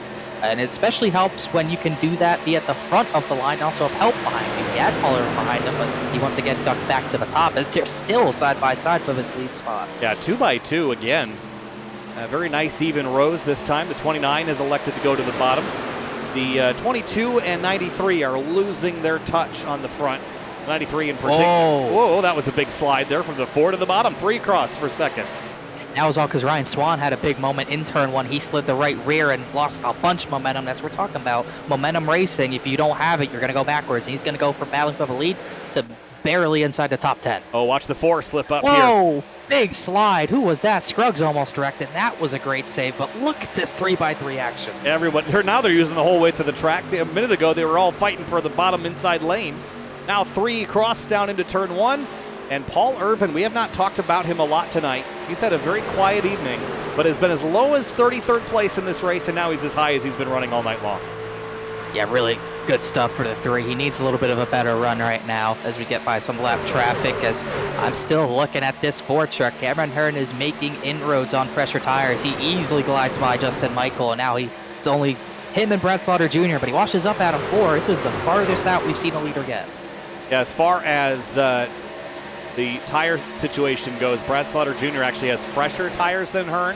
So Hearn has now passed all the cars that he had an advantage on. Justin Michael, though, giving him a big, long shove down the straightaway into turn 1. Here he goes to the bottom. And Slaughter's willing to keep that top line for himself. Oh, I hear contact. Are they crashing? I heard it. Oh, yeah. What in the world happened here? That is an odd place to crash. On the end of the front straightaway. Gets hooked from Anna Sogak. And finished off by the 66. It is, yeah, comes down again. Changed lanes, going left. Again, watch in relation to the seam. Crosses it, turns about halfway into the lane. I don't know. That just, at least this didn't bring out a yellow, but that type of wreck is just not something that should be happening, let alone for 24th place. Down the backstretch, Brad Slaughter Jr. goes defensive on Hearn, but they're swiping and dicing down here. Swipe or no swiping, though. Slaughter hangs on. Almost looking like the Indy 500, breaking the draft, breaking the air down the straightaways. This is finally what we were thinking we were going to see earlier, but we're finally getting to see it. It's starting to spread out a little bit. That draft is starting to play a little bit less of a factor, and dirty air and tire wear starting to come into play. As you can see, the top 4, top 5 are really getting spread out, but that draft still brings Cameron Hearn all the way back on the entrance to the turns, but he loses a lot of it through the center. And now we're starting to string the field out a little bit. We haven't really gotten a lot of this yet tonight. And this is probably something the drivers have been longing for. It's just a little bit of a longer run to let the tire wear play in. And tire wear will be a factor. 17 laps on them for Brad Slaughter Jr. Look at this. It is a second difference. A 39.970 to a 41.022. And for Cameron Hearn, a similar story. A 39.7 is his best, 41.082. So the longer you go, the more tire wear factors in, and then the easier it gets long term if you're able to save those tires. And while everyone wants green flag racing, including us, and we want to get some racing in, this is going to worry almost everyone. It's going to be tough for a lot of drivers to make it on fuel, if it's even possible. Brad Slaughter Jr. has not been in since lap 37, and we've only had one of the yellows since then. So there's a lot of drivers in his boat right now that are probably worried about if they have to make that pit stop or not. David Weishart up into 4th place. It has been an interesting night. He's been kind of all over the board with different strategies playing out, but here he is now chasing Dustin Michael. As far as laps led, Whoa. Weishart has only led one. And whoa, they're getting slicing and dicing here for the lead. Yep, Hearn got to his outside. Slaughter gave him the outside, surprisingly, but he's going to drive it into one. Here comes the crossover. Hearn's trying to pull it off, but lap traffic, Braden Goddard in the way. He's still going to have the run to do it. He dives low. Side draft here, maybe a little bit. He's going to get right on the quarter panel, pull away just a little. Give Cameron Hearn the lead, but here comes a shove from Michael into turn 3. The 8 right on the quarter panel into turn 3. You can see how much he wants to keep that position. He does not want to give this up to the Ford truck. He's got to run. Caution. There's a caution. Out. And do not know where it is. I saw a truck stopping out of turn 2, and I don't know if it was for them or not. I'm trying to figure out. I think it might have been for Michael Curhan stopping, but I'm not fully sure. Let's see what happened. Find what you were referencing. I don't think that would have triggered it. Let's see if I can find session events column. No. Huh. Let's see what triggered the lights, if anything, on the pace car. But this, though, takes out the worry of fuel saving. I'm surprised think it was that for Curhan, brought out yeah. the yellow because he was so far to the inside. Yeah, this is a. I mean, he could have went the pit road, but yeah, he probably didn't expect the yellow to be triggered for I mean, something way off the track. I but would. there, I mean, we've seen here, even last night, we saw that the cautions didn't get triggered below the apron. Are we sure that was it? there was nothing else that I saw. That is so weird. I mean, honestly, I don't even blame him because he was so far off the racetrack. I would not expect that to trigger a yellow, but I do get, yeah, you just had the pit lane, but yeah, either way, here comes everyone. This would be their last stop, I'd imagine. They could easily make it to the end from here with just over 30 laps to go. Last stop for fuel for sure. Oh, Hearn missed his box a little bit. Hank Caston's Crashed. crashed. Arc race. Is Arca here tonight? I don't know. I think just went in there too hard and then kind of just when it's drove the into- same guy over and over and over again on the brakes, you got to start looking at yourself. I'm just saying. I mean, how many I'm times? not disagreeing. How many times do you have to run into the back of people or crash not trying to run? I mean, this track is not that small. Yeah, I mean, no, this is a very wide track, especially on pit road. That shouldn't happen because you don't have to enter single file. He could just go to his inside or outside. I don't understand that. But even with missing his stall by a little bit, Cameron Hearn did still get out first. So, and like I was about to say, this is definitely our last stop on fuel. But we are going to restart with probably exactly 30 laps to go, maybe 29 laps to go. I would not be surprised if we still see some pit stops for tires, depending on the runs we get, though. Could get a run to the end. Again, as we're kind of paring down the field here, we started with 42. As far as lead lap drivers, we're down to 27. And as far as competitive lead lap cars, probably down to 25 or less in terms of crash damage. So we're getting down to it. Before we finish this out, before I get distracted with the closing moments of this race, race fans, be sure to check out shop.areairacing.com for merchandise to represent your favorite drivers and teams. Shop from our brand new selections of Champion t-shirts, jackets, hats, and more. Easier to shop, quicker to ship, better to wear. Head to shop.areairacing.com. And this is... Did we just crash on the front straightaway? Blaine Harrison's around. Give me car number 66. 66. What? And he ran into the back of Joseph Jones, and then Braden Goddard. All right, hit him. okay. Now this is ridiculous, Connor. I mean, I know. what is happening? What happened here? The only way that this happens is that you're completely not even paying attention to your screen. This is absolutely ridiculous. It is ridiculous. I 100% agree with you. He was slowing down, and then he's just going forward. Joseph Jones was sitting there, not like he was obstructed, not like Braden Goddard was obstructed either. It is not iRace. You don't need actual spotters for iRacing. You need to use your two eyes for that. And there's two people right there who haven't been using them tonight and didn't use them there. And it's just there is ridiculous. no excuse for that. I can't even. There's not. There's absolutely no defense for what just happened here. It's scary.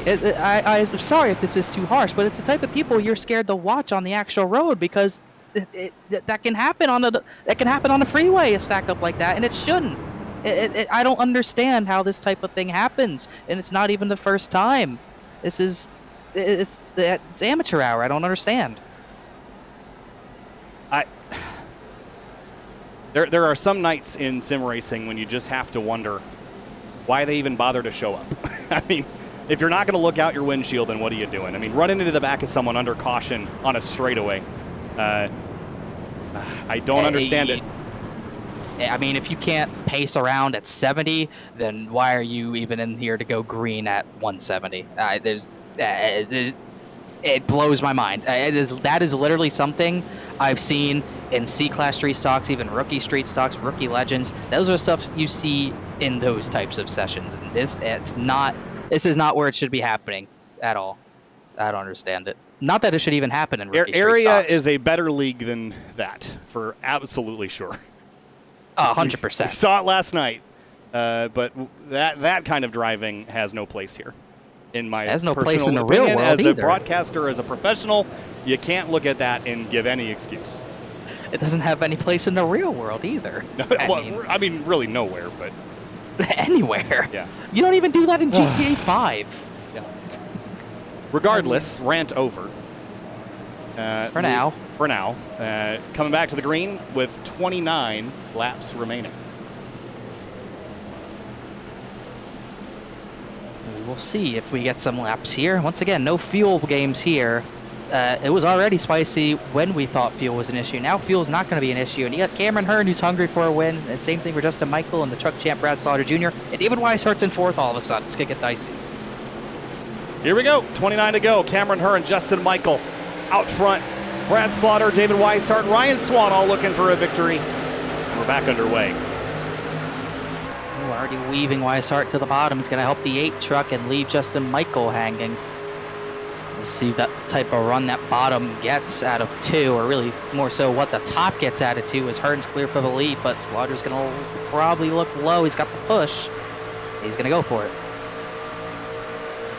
Ricky Harden slots into the mix there on the outside lane. Look at this, battling into turn 3. The 8 truck gets a shove from the 87 and takes the top spot. Wow, Justin Michael slid big time up to that middle groove, and now he's going to slot right ahead of the 4. 2 lanes pushing, 29 and 15 on the inside, and the 87's going to split middle. Yeah, I was seeing that coming. It's going to get really tight. Hearn's going to try to follow middle. Weishart didn't want to give him the room at all, but he had no choice but to, or make another big crash happen. As the 87 gets back to the point, 3 wide for second, which is what Justin Michael would love to see for the rest of this race. I doubt that it's going to be without him in the middle of it. It's just too competitive up here at the front. They've been slicing and dicing, and to their credit, for the most part, they haven't really leaned on each other a lot up here, but I don't know how far we're going to get before that starts happening. It's just too much on the line. A win gets you into the playoffs. We have seen stack-ups happen at the front of this field, under green, not under yellow, but it is still a possibility, especially if the rear bumper, that 87, is still unstable, but Slaughter Jr. is still pushing hard into turn number 1. 189 into turn number 1. High speed and high intensity here in the closing 25 laps. As Justin Munsell, he was your pick to win, runs 13th right now. And I think I picked the 16. He's, yes. Where is he at? 18th place. Not doing very good. Look at the move from the 4. The 15's in the wall into turn 3. And where did Cameron Hearn come from? Now he's middle 3 wide. That was a wild move. I think Ricky Harden got scared by the 8 having to give room, but he'll be fine to continue. No issue there. But that was a wild move. Harden's trying to make it happen early. Oh, juke to the left. Big dive. Cameron Hearn is so aggressive right now. And he feels very comfortable in this car. And when you're that comfortable, you can make big moves like that, but don't slide up. Don't overuse your luck alongside the 87 because Justin Michael showed up to race. You think he's hungry or for a win or what? Cameron Hearn has had everything go wrong when competing for a win. He's trying to settle it once and for all, coming to 25 laps to go this time by. He's just trying to completely end this rough streak of just bad break after bad break. And it's not without some issues on his own, but a lot of it has not been in his control. He's trying to control his destiny to victory lane tonight. And he's doing everything in his power, being up at the front, battling for the lead. Just don't start leaning on each other because as soon as you touch fenders, that is license to kill.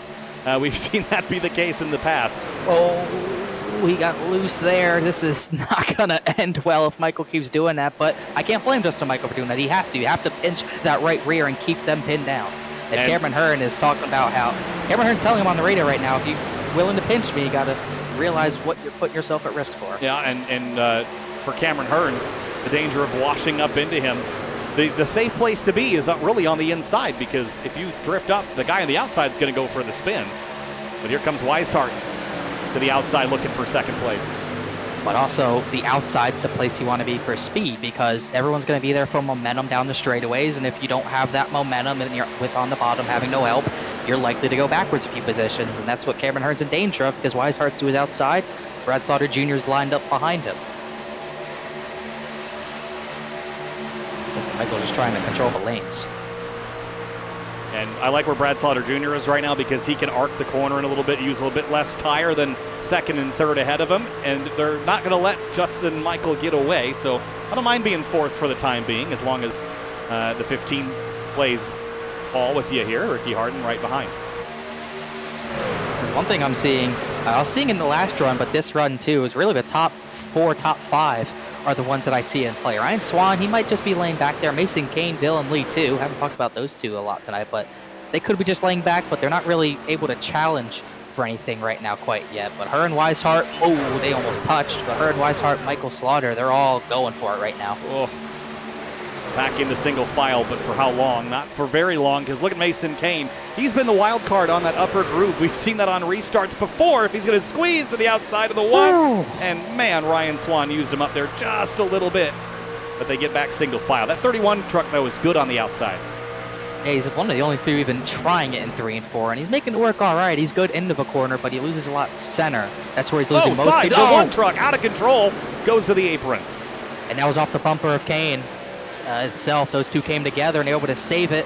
They're going to drop back to the second back. Ted Wade, Dustin Scruggs took a base of action, and that lets the top 5 get away. Do they have a score to settle, perhaps? That was, I think that was a little bit. You see stack ups into one all the time. That looked like a product of that, but I don't think they have a score to settle. They have a pack to settle, because now they're all jumbled up 6th on back. Here's a look at it in turn number 1. It's right on board with Mason Kane. How much contact was there?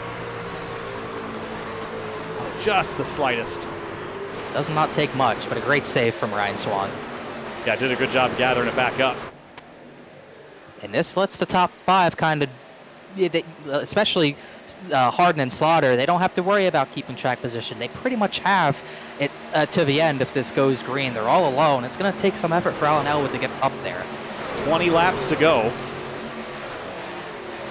32 goes to the middle. Ted Wade had an up and down night also.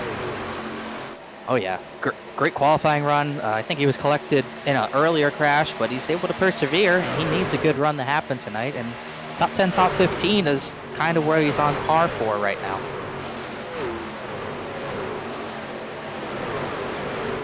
$20 laps to go, and the timer, the lap counter starts ticking down from here. So the pressure is on. The front 5, I think they're happy to stay line astern like this for a little while and try to establish some distance back to that second pack. But you get me to 10 laps to go, and that's when the fur and feathers will start flying up front.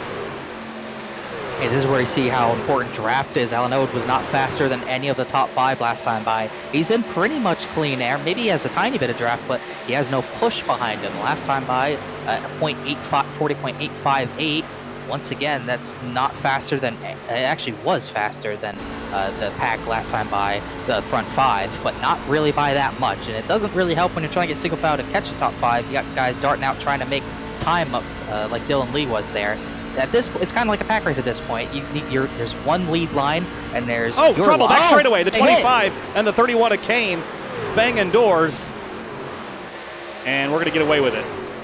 It looked like neck code. They weren't really together, and then all of a sudden the 31 whipped around, but a great save once again. You see right here. Yeah, that was a iRacing thing, but look at the job Mason Kane did. That was exceptional wheeling. That'll wake you up if you were just kind of tootling around there. I don't know that tootling is the word I'd use to describe much of what was happening tonight, though. Up front still, the front 5. Harden's starting to drop off the tail of this just a little bit. But still lots of time left for Alan Elwood and Ryan Swan to get back in this mix if they get focused.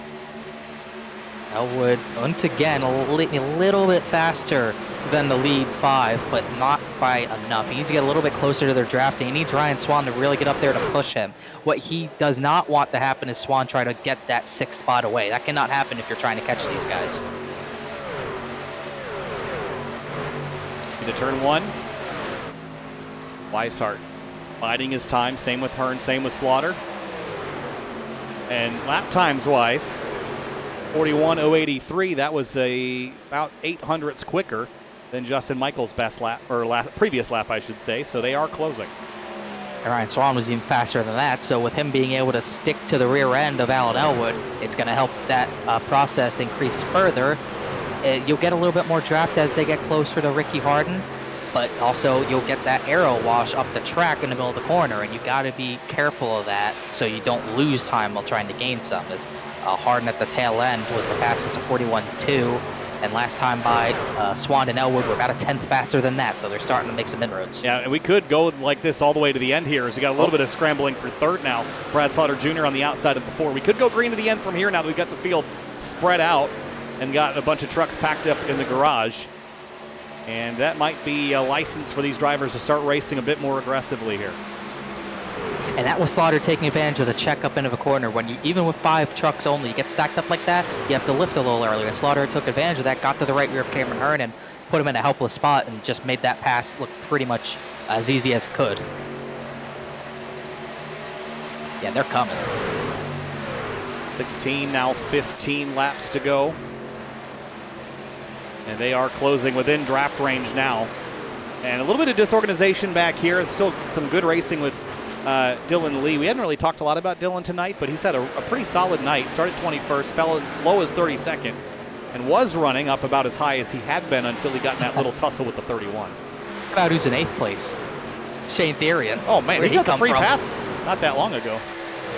And he's all the way in the top 10, and now he's the one, just like Alan Elwood probably was talking about to Ryan Swan, he's the one who's hoping for some help, hoping for a push, but Paul Urban's got a lot more damage in the 38, and they've got a long ways to go. As we're getting more action, Cameron Hearn wants to go to the bottom. Here he comes, down to the bottom in 1 and 2. He lost third to Brad Slaughter Jr. a couple laps ago, and just now decided, I like that back, and maybe give me one more. Yeah, he went to the bottom down the back straightaway on Slaughter and was able to make it work. But now you get to the point when you don't have a push down the straightaways, it's going to get tougher to make that work as he's just going to absolutely fly it into 3 to try to stay even with the 29, which he does. But you know Brad Slaughter's probably not going to go down there with him. He's just going to push Weishart maybe by. Well, Slaughter Jr. is going to pair up with the 29, obviously, and give him a nice good shove. That will prevent the 4 from being able to complete this pass. But he stays alongside. The shove didn't really go anywhere because they ran into the wall of Justin Michael out front. Ooh, Hearn and Weishart, they might have touched that time, and that might give the 4 the 2nd spot. He's trying to squeeze up, couldn't do it. That was almost a crash right there. It almost looks like when these guys are side by side, when Hearn's making these moves, they're a little bit faster than Elwood and Swan. They pulled another 10th out on those 2. That's interesting. Note, maybe they're kind of accordioning and leaving too much on entry. Brad Slaughter Jr. right in behind the Matco Tools 29 truck. Side drafting off the 4. Cameron Hearn so badly wanted to clear himself up, but he wasn't even close. And this is just letting Justin Michael control the lanes. He knows the top lane's the most volatile to him, but also Cameron Hearn is when he sends it like that, but doesn't need to defend Hearn down the straightaway. He just needs to kind of let the outside get a little bit of an edge on the 4 truck, and even as far into the corner as Cameron Hearn wants to send it, he won't be able to get to the inside of the 87 if he just controls the lanes right, but Weishart's probably going to clear him here. As far as not quite. Lap leaders, Justin Michael has led one of the biggest chunks of this race. Weishart's led 1 lap, Hearn's led 17, Slaughter 10, Ricky Harden's gotten 1. Alan Elwood has not led a lap. Ryan Swan's got a couple. There's a few other lap leaders throughout the field, but the 87 has by far got the majority of them. But it doesn't matter unless you lead the last one. So he's got to make sure he's still in a position to do that. Next time buys 10 laps to go. He's been in this spot the entire time, and you can only assume clean air. Ooh, they might have made contact again, but you can only assume that the clean air is the best for the tires. Well, how hard he's probably having to drive this truck into the corner is he's probably having to work the wheel more than he wants to, even with clean air. So that's something to note as well in case he gets challenged.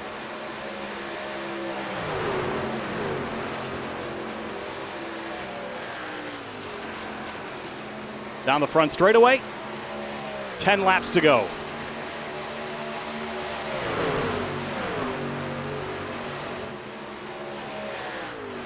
You see Hearns trying to dive down and get any sort of positioning on Weishart.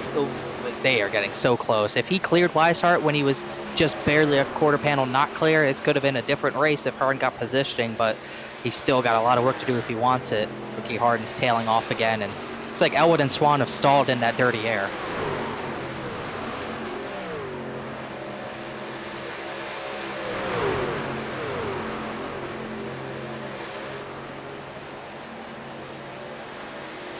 Down the front stretch, 9 laps to go. It's pretty much down to probably these 5, maybe these 7. They're just battling too much for 8th. Theory and Irvin are actually side by side back there now.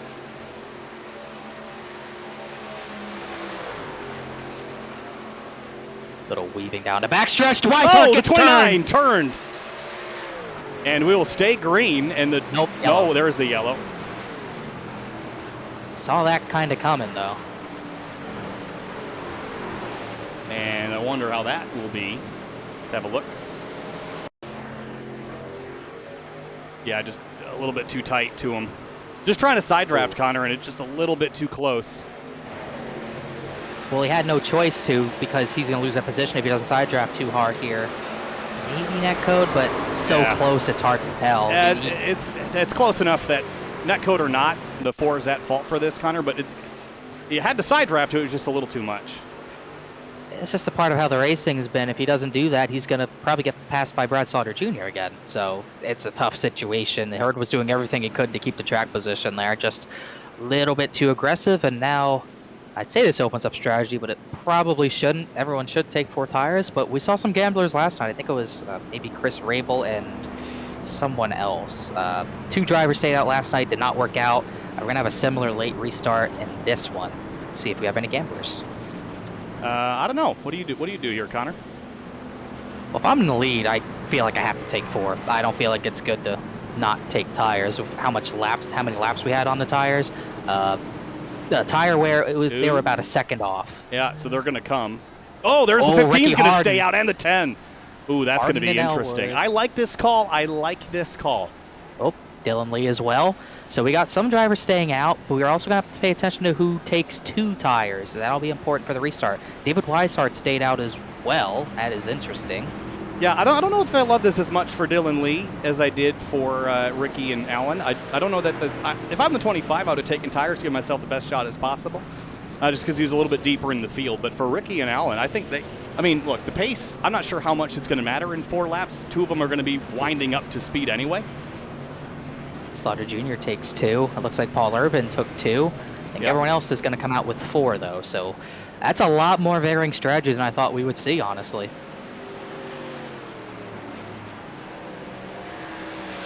Tires is going to be tough. It's not that beneficial for, I believe, in my opinion, for Paul Irvin, but that's the type of thing that will benefit Ricky Hard and Alan Elwood.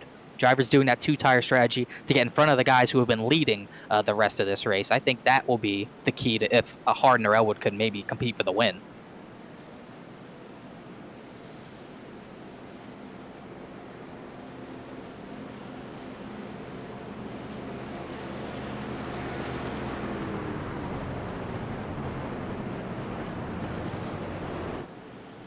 So, coming to 6 laps to go.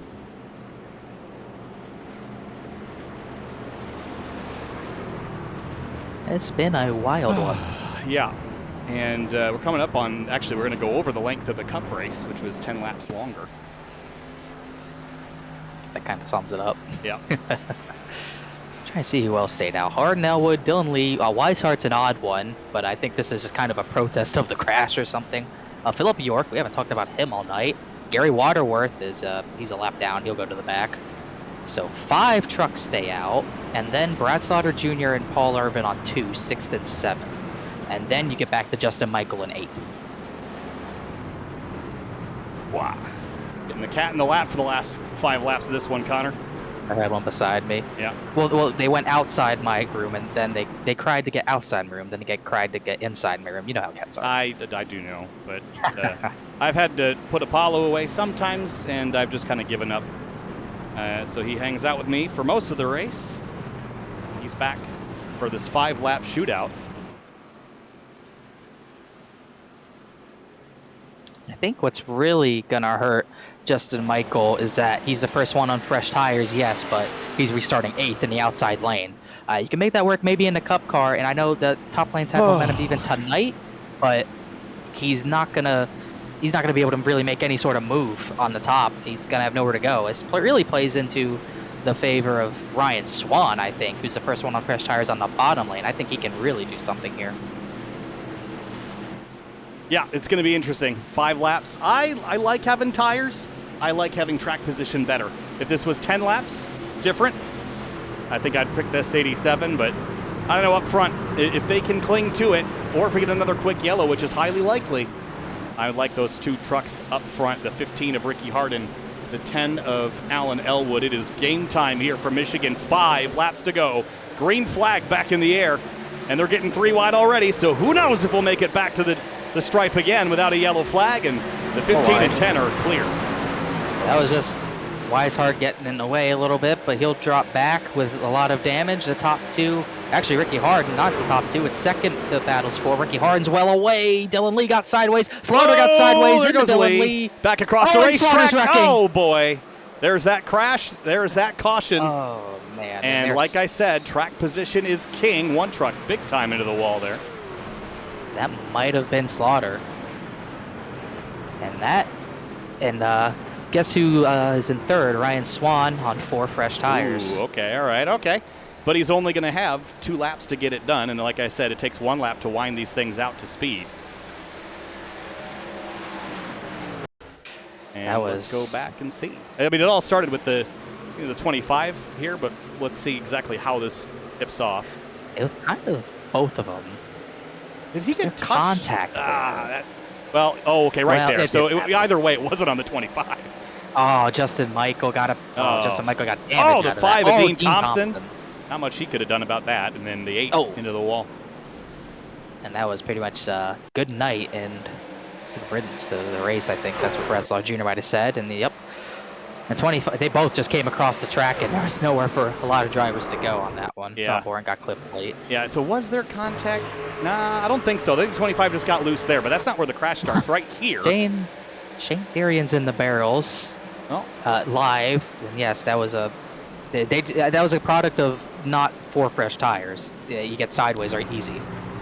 So that's what that was. Hank Kasten gets through one, thankfully.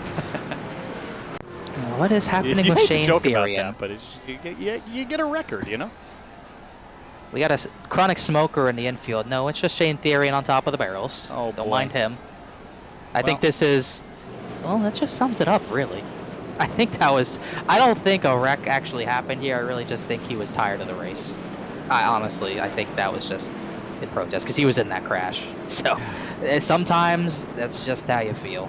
And that's the way it goes, which is a shame because he did have a good recovery. Yeah, and as far as his championship run, he hasn't had the best of seasons. He's got 2 top 10s, but just barely. A 9th last week at Watkins Glen, a 10th at Charlotte, and his only other start was at Iowa where he finished 16th. So it's like tonight might be his worst race of the season. But it hasn't been all rose petals and sunshine there for him either.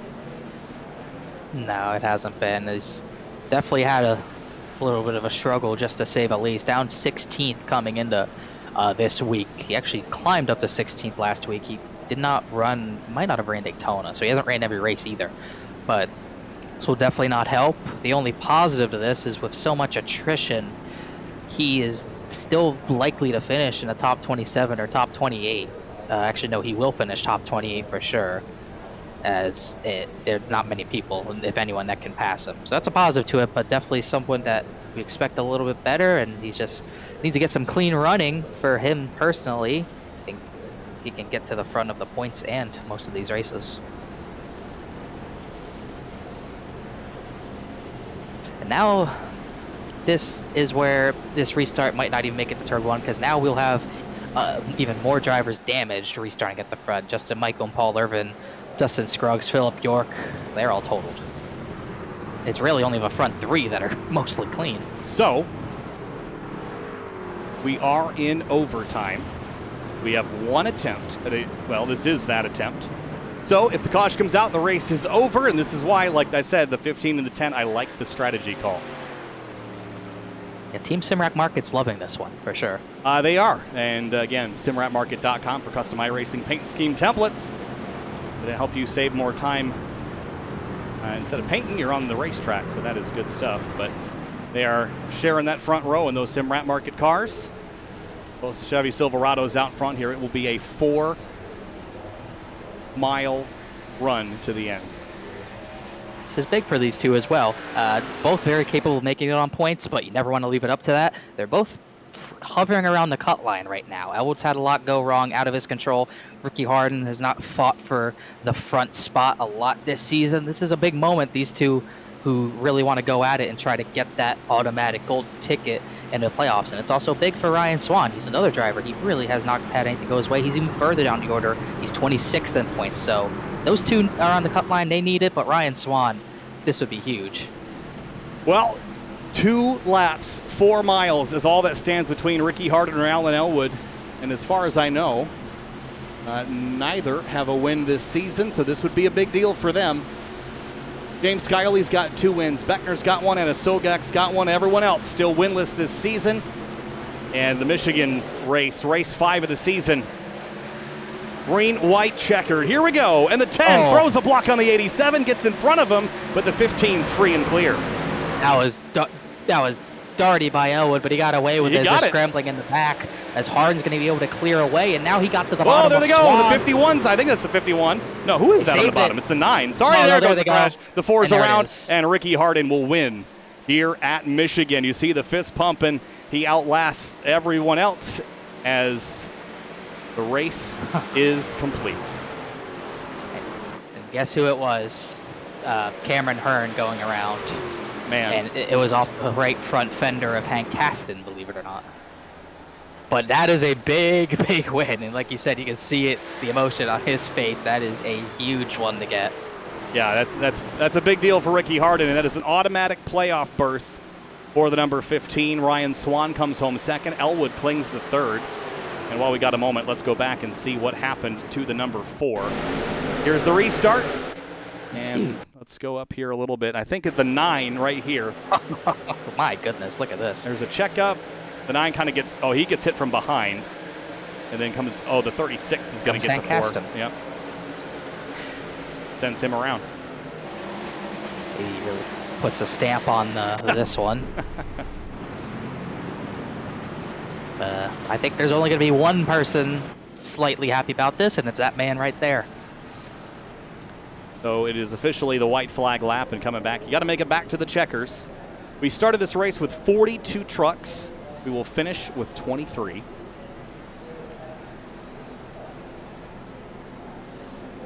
Brad Saunders Jr. is going to get 24th from the garage area. I'll take it. I would take it. And checkered flag, Ricky Harden is going to coast to a victory here under yellow at Michigan. This was a wild one, and Ricky Harden will celebrate. You see him again cheering silently. We'll talk with him here, Ryan Swan and Alan Elwood here in just a couple of minutes. Dustin Scruggs and Justin Michael. You got to feel for Justin here a little bit, Connor. He was really one of the dominant trucks in this race, and there was a host of things that led to him finishing where he did, but one of them was kind of self-inflicted, and that was taking 4 tires and getting himself back in traffic there on that final restart. Yeah, you definitely, hindsight's 20/20. If he stays out, he most likely wins the race, just like Harden just did. But it's hard to make that call, especially when you know how long they went on the tires, that they were going to be warned and you were going to see some drivers slide. But you're hoping that, you're clinging on the hope that they would be able to gather it up and you'd be able to use your 4 tires to your advantage and get up front. But he just did not get that opportunity and got in a crash go along with it.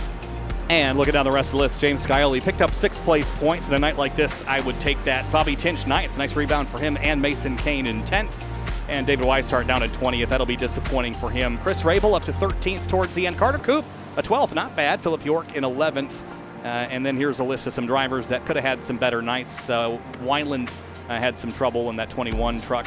Shane Therian in the fence. Dean Thompson. And then from here on out, Connor, this is where the outs get significant.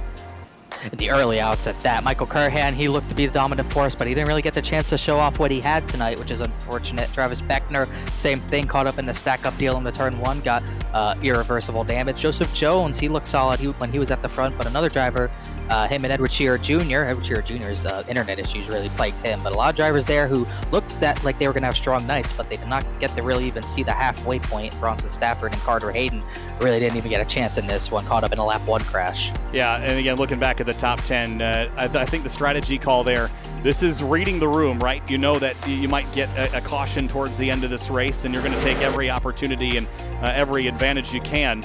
And not pitting, good call there for Ricky Harden. Let's talk with Alan Elwood. He was one of the other drivers that made the decision to stay out late in that race, and he comes home in third, had to throw a big block to keep it, but you kept it, and you bring it home in P3, Alan. That was a tough night for a variety of reasons, but you'll take home a top 5. Take us through your evening. It was certainly a wild one.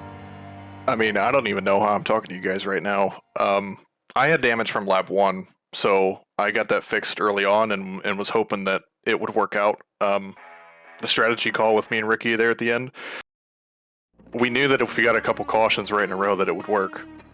Because that's kind of the way it seemed like it worked last season after watching the broadcast from season 3. So we're like, well, if we can get that to pull off, then we know we got this in the bag, somebody. And then it just so happened that last wreck took pretty much everybody out, and then Swan was up there, and we knew that if we had gone green, that he would probably pull away with it. So we were looking forward to the result no matter what. But yeah, just hats off to the team. We made a gutsy call, and super proud of the effort. I can't believe I got a podium. Well, Alan, in a night like this, third place points after starting 26th and being as low as 37th. A strong night. Congratulations, and take that and run with it while you can. There was a lot of trucks out and crashed tonight. Yeah, appreciate you guys. Thank you. And we move on now to Ryan Swan, who brought his truck home in second place. Ryan, P2 in the number 1 truck. Tonight was wild. We just talked to Alan Elwood. He was shocked he was even talking to us. You had a good run up there. Started deep in the field just like Alan did and finished up front. Take us through it. Yeah, well, I felt like I had a pretty good truck all night. I like being up there running with those guys, staying out of the chaos. I can say I was one of very few cars with very little damage, so I like being up there. You know, I don't normally run up front, so to run up front and be clean with all those guys and whatnot, it was fun. And P2, I mean, on fresh tires, it was kind of heartbreaking, but my teammate got it, so that's what was good. Well, certainly not a bad way to end the night. We go short track racing next week. 11 yellows tonight. It was a bloodbath out there. Short track racing next week. What's the plan? Is it just to survive, or you hoping to thrive and get out front and steal a win? Well, I'm not real thrilled about short track racing, obviously, especially after the disaster of a race we had here tonight. I mean, it's embarrassing that we've, pretty much done this every week on Tuesdays, and we gotta get ourselves figured out or whatnot. Hopefully, salvage some type of good season. As far as next week goes, I'm looking forward to it. I'm probably not gonna win if I'm 100% honest with you, but we'll give it all we got. And hopefully, get it all next week and do it again. Thanks, Ryan. Congrats. We'll see you next week. Yes, sir. And Ricky Harden pulls the strategy call to stay out late in the race under yellow, and Ricky, it paid off. You win this one here tonight under caution after 11 of them. Not a scratch on your truck. Take us through your night. I saw how excited you were when that yellow flag came out. You cruised and coasted to victory. Take us through what emotions you're feeling. Man, I'll tell you what, it was just a great call by the team. I had Tony Stevens in here helping me out and making the call live, and me and Alan both thought it would be a good idea. We thought there might be some more attrition to come, and Ryan Swan decided to try the opposite strategy, and really it worked out for all of us. But just props to the guys. We had a really good race all night long. Stayed up in the top 5. I was really just biding my tires late in that race and just trying to stay with the leaders, and I felt like I could have made some moves on them. At the end, though, when I saw only 5 stayed out, I was pretty worried. I wasn't sure it was going to work, but it worked out. Hell yeah, we're the winner! Your excitement's contagious, Ricky, and a good way to end things here because it was a tough one for us up here tonight. But we go short track racing next week. You're locked in the playoffs now, so what does your focus change heading into a place like North Wilkesboro? Well, to be quite honest, I'm not sure if I'm going to be able to be here every week. So it's I'm just coming out here trying to win races and have some fun and hang out with the guys. And I think we did that. And I just want to thank Roderick Racing Development, AJ Roderick, Simrap Marketplace, and everybody that helps this team out. I appreciate everybody. Thanks, Ricky. Appreciate your time. Enjoy this one, and we'll see you next time. You know I will. See you next time. Thanks. All right, kind of wrapping things up here from Michigan Speedway, round 5. This was another messy one, Connor, and I think there's some changes that will have to be made. But Ricky Harden, excited to see him so excited. It was a blast to watch him pick up his first victory of the season, and that's how we'll wrap up Michigan. Yeah, definitely need to clean things up. And like you said, I think changes will be made. Voices will be heard, whether it's the drivers or admins or anyone else who's got an opinion. We'll definitely see what happens because a track like Michigan, it's not what we expected, a 2-mile track, wide track. To have this happen is unfortunate. And once again, another week where we wish we got more racing because when we did get the racing, it was looking interesting. It was good. Yeah. Really solid. We had 5 to 7 trucks that were going to battle for the win, including Hurd, Weishart, and also the 87. Justin Michael got unfortunate there, but like you said, really happy for Ricky Hard, and it's awesome to hear someone pumped up like that for a win, and he deserves it. And it's a big one too. It locks him into the playoffs. You get that golden ticket, and with him being, I think, just below the cut line, he really could have used it, and he got it. So good job for him. Well, that'll do it for us tonight. We go racing in the Florida State Builders Pro Series Thursday night right from here. Then next week, we're going short track racing Bristol on Monday. We'll see you there. Kyle Heyer, Connor Horn, bringing you the action from the Area Truck Series. See you next time.